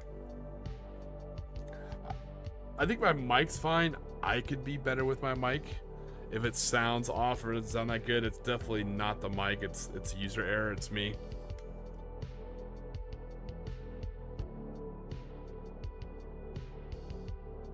I need to be better about talking into the mic. I don't. It's on me.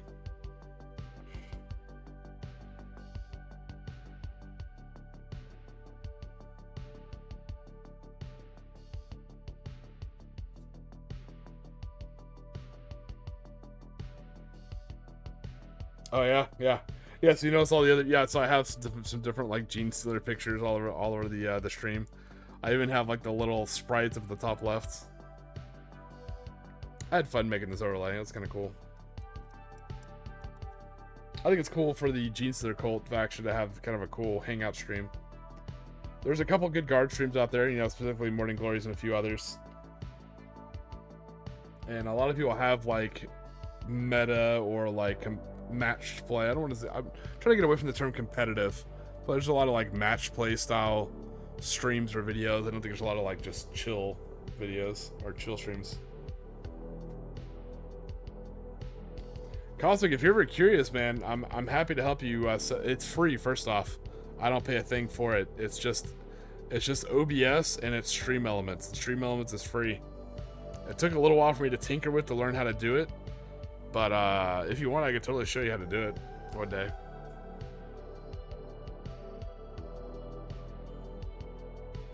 I'm just waiting for that base to dry for a little bit before we hit it with some Astro Granite.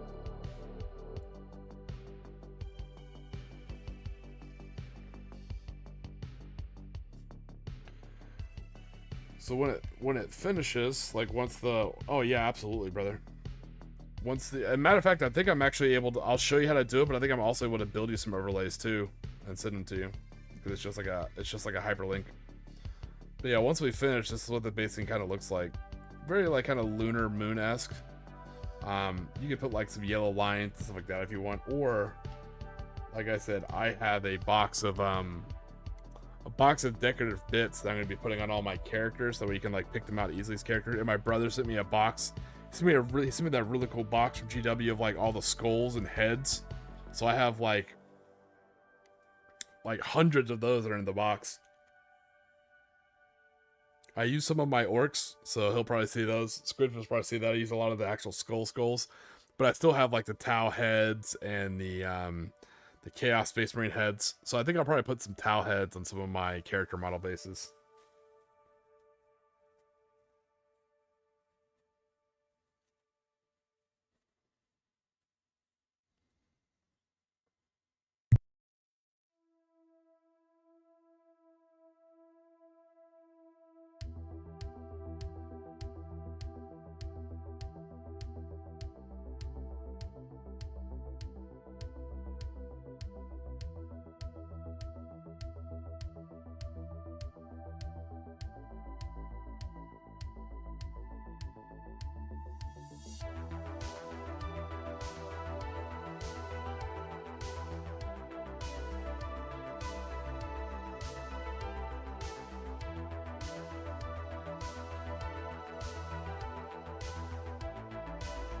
I do like how the gold kind of stands out a little bit. That's pretty cool.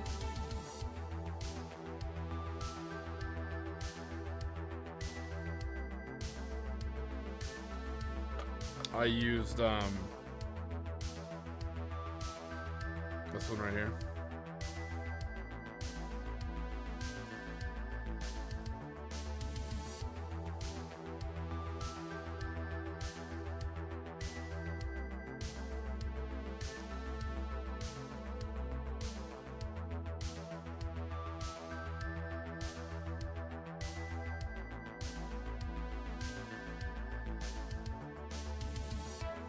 You can see it like on her necklace, on her wrist, and on her weight.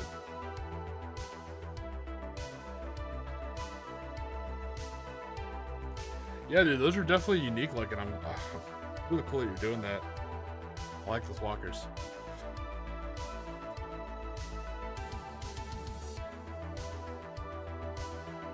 Alright, time to bust out my old GW tool. A lot of people laughed when I bought this, you know? And it probably wasn't overpriced at the time, but I have had this little texture tool since 7th edition. So definitely nice. I'm glad that's the vibe you get, Commander HHL.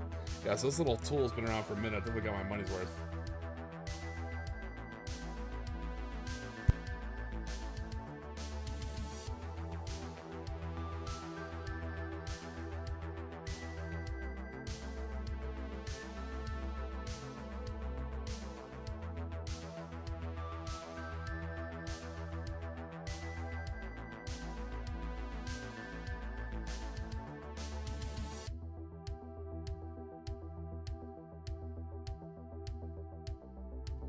Alright, now we're just taking our Astro Granite, we're going to shake it the hell up, and we're going to use our GW tool to spread it.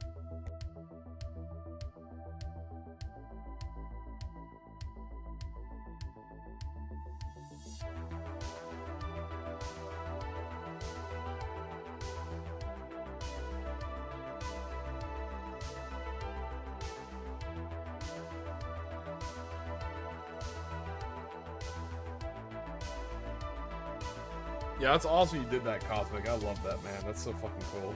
You pin everybody up as Paragons. I'm also excited for him to finally do his lighter core. I don't know, a bunch of us all went in for that. It's kind of cool.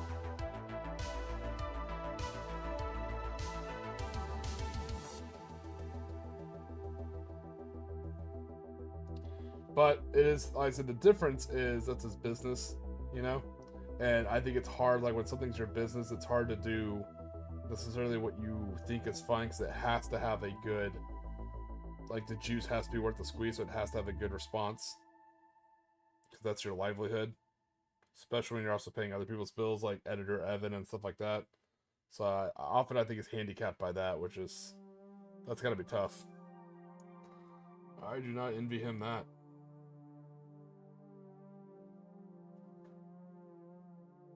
So in order to see me do this, it's pretty easy. You just kind of just scoop out just a little bit, and you just apply it to wherever it's missing. I'm trying to do my camera for you without messing up here. Then I take the flatter end and just kind of like lay the stuff down flat.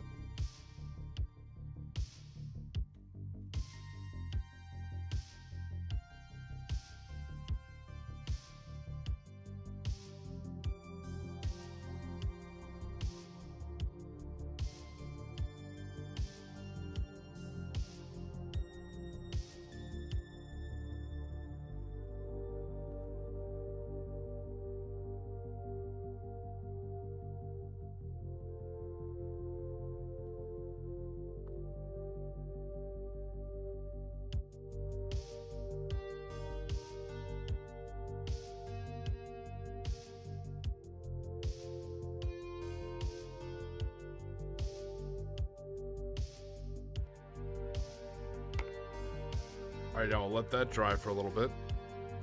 And then we'll hit it with some Nolan oil. And then we'll rebase the rim, and that'll be a model done.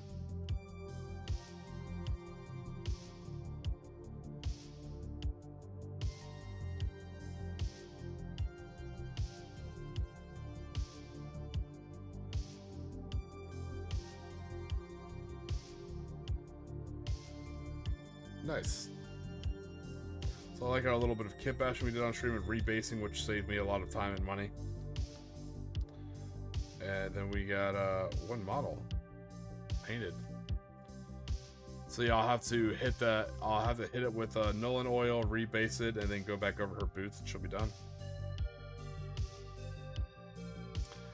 Yeah, we'll just sit there and I definitely. So it's like the whole still mania, like name all of your models. I don't know about naming all my models, you know, like maybe one day, but I definitely will name like the fire teams and the squad. So I think that's kind of cool.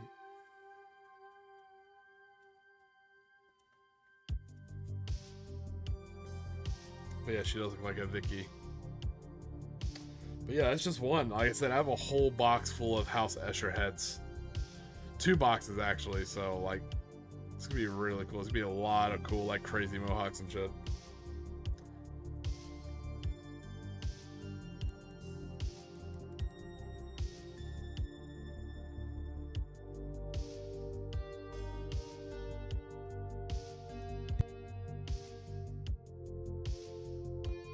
Yeah, Cosmic, it does feel good when you save some scratch by like kit bashing. You're like, oh, awesome. You're like, oh, I have a bit that's perfect for this, you know, and you don't have to get like a whole kit for it. It's glorious.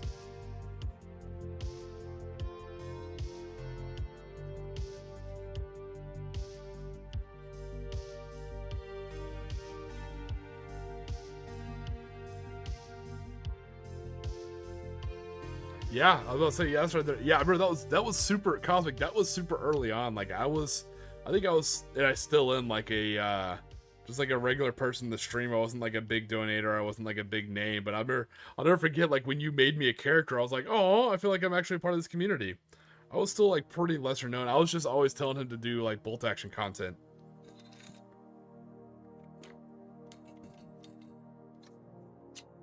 Cause I like this bolt action stuff. I was trying to convince him to do Conflict 47 back when I was playing Conflict 47 and no one else did. Those were good times.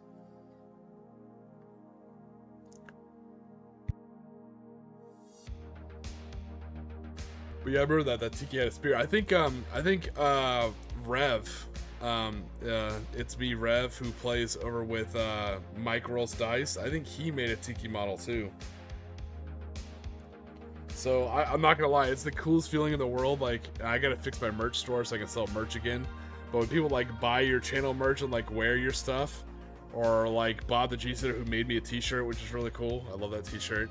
Or when people have like Tiki models rolling around, it makes everything worth it. It's better than any sponsor, any monetary thing. That's like the coolest thing in the world. It's super, super cool.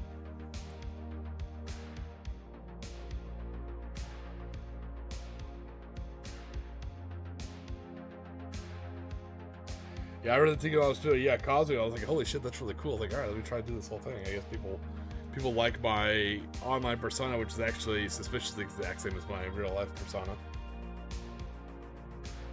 Just waiting for this to dry a little bit.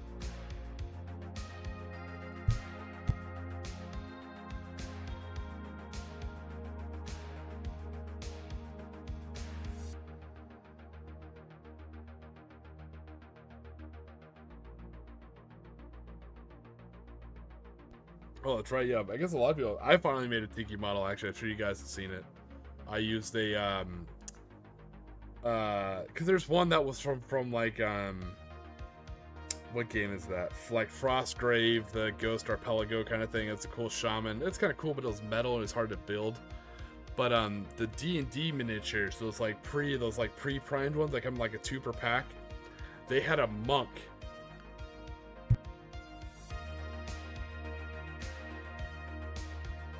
They had a cool looking monk who had a like a mask on with like horns, so I cut the horns off and it was like a perfect, and he had like a loincloth and everything, so it was like the perfect little like Tiki model. So like hell yeah. So that's what I used to make my Tiki model. I got a flag arm from I think Anvil Miniatures.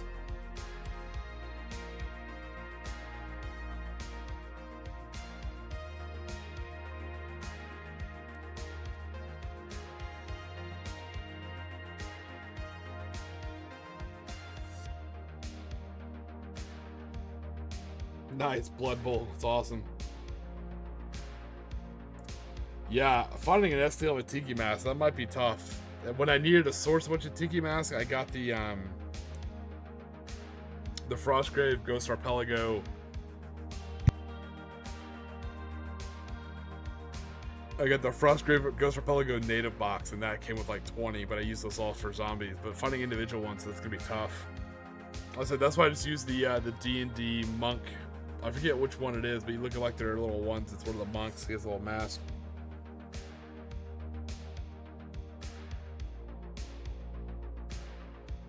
Yeah, Jenny, I don't think if you built a mini of me, I don't think I've ever seen it. That'd be kind of cool if you did. I might have. I know the bad memory. I apologize.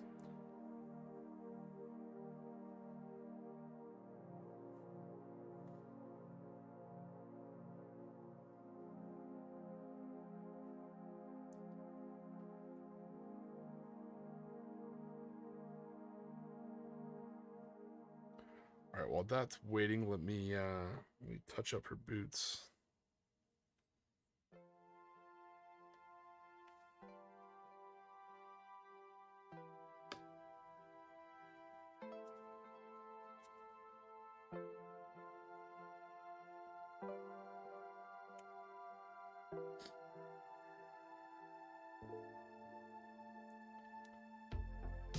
Oh my god.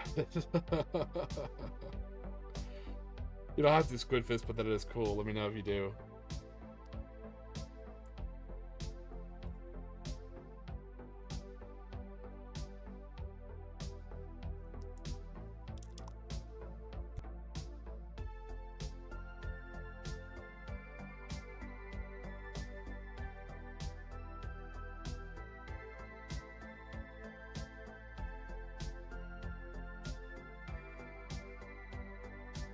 Oh, that's right. I keep forgetting I did a Tiki orc too. On a Death Killer War Trike.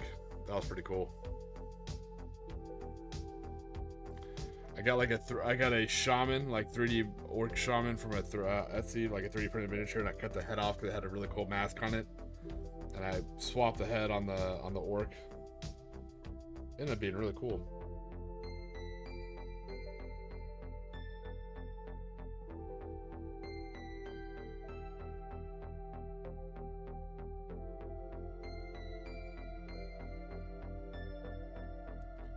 Alright, almost dry. A little bit longer on that. But we can rebase it while we're waiting.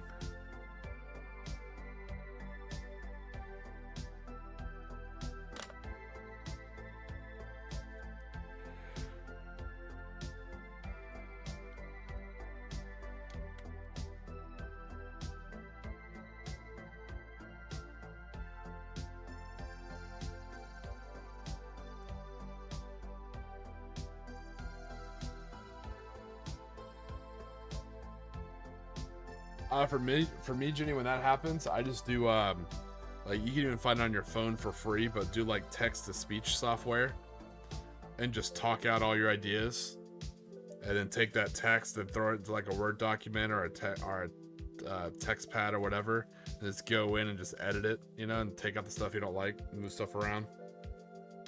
Might be a lot easier than just typing it all out. A lot of times, staring at a blank page is kind of intimidating. Like I do my best thinking, like working out, like when I'm like rucking or swimming or something like that, and I can just let my mind wander.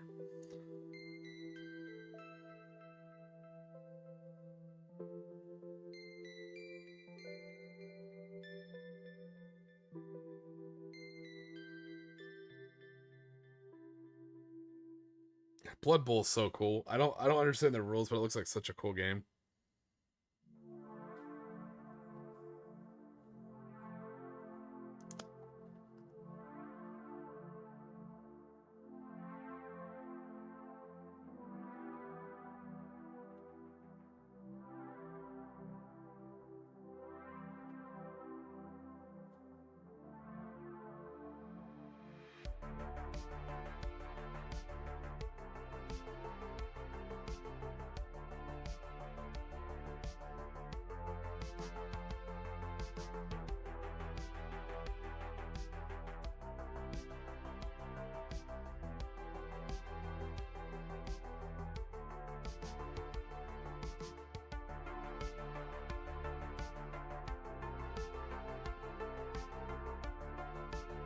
Alright, nice. There's our second rim, so that's done. Now all we gotta do, final step, let it dry for a little bit longer, then hit it with a wash. We'll be good to go.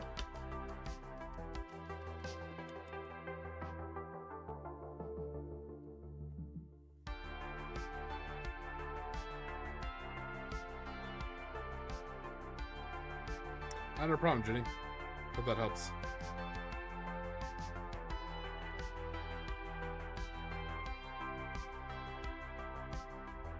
Man, we went way over today. I hope that's alright. Sorry about that. I just did not want to leave this model unfinished. It feels so cool to like knock out another one. So I literally have like the 3 squads lined up right here, and it feels so cool to be able to like put in a painted model.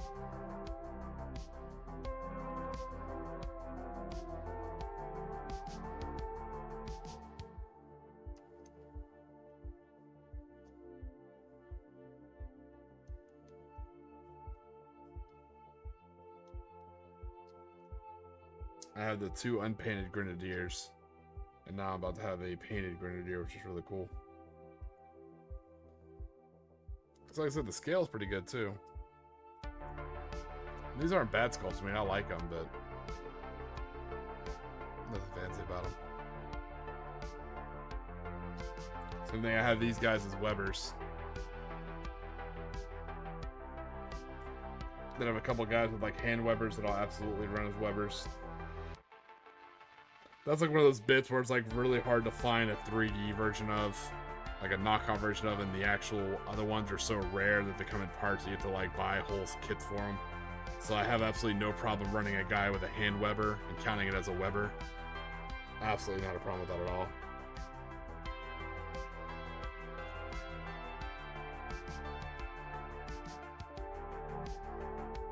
Oh, hey, Commander and Sean, glad we helped, man. Got a whole squad of Italians. I'm over here painting one model, right? And you're like, I got a whole squad. I was like, Jesus, alright, fine, fair.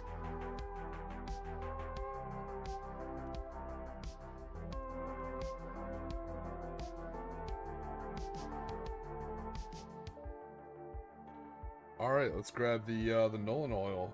Get shading.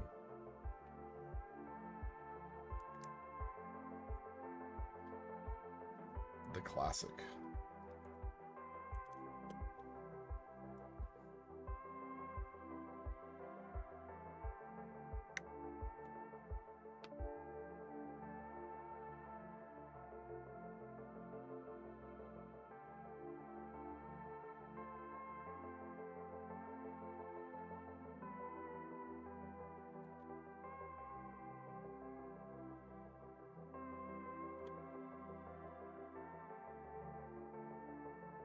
Yeah, so I ended up having to use this like purple shade. I think it's called like Drakari something. I use this on the purple I paint on the tank to kind of make it not so like bright and jarring. And I use Nolan oil on like the vents and stuff like that, and then I use Agrax on the actual treads. So I use different. I don't just paint my tanks all one color, then use one shade on them. Looking at you, Mordian. Jokingly, of course.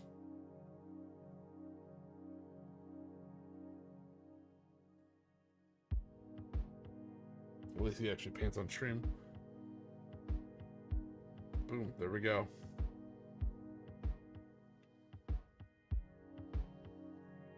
I'll have to retouch up the base. But that's fine, I can do that another day.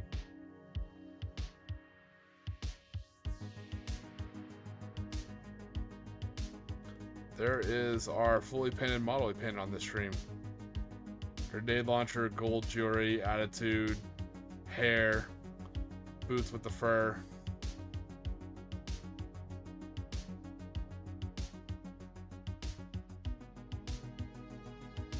Kind of cool.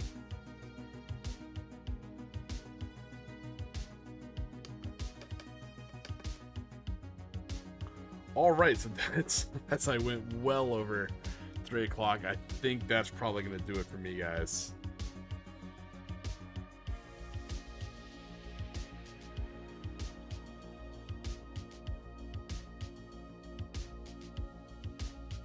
So I appreciate you joining me tonight on the stream. Vicky the Heartbreaker, nice. It was a fun one. We had some chits, we had some chats. We kit bashed 4. We rebased and then added some stuff to these chicks to make my seismic cannons look better.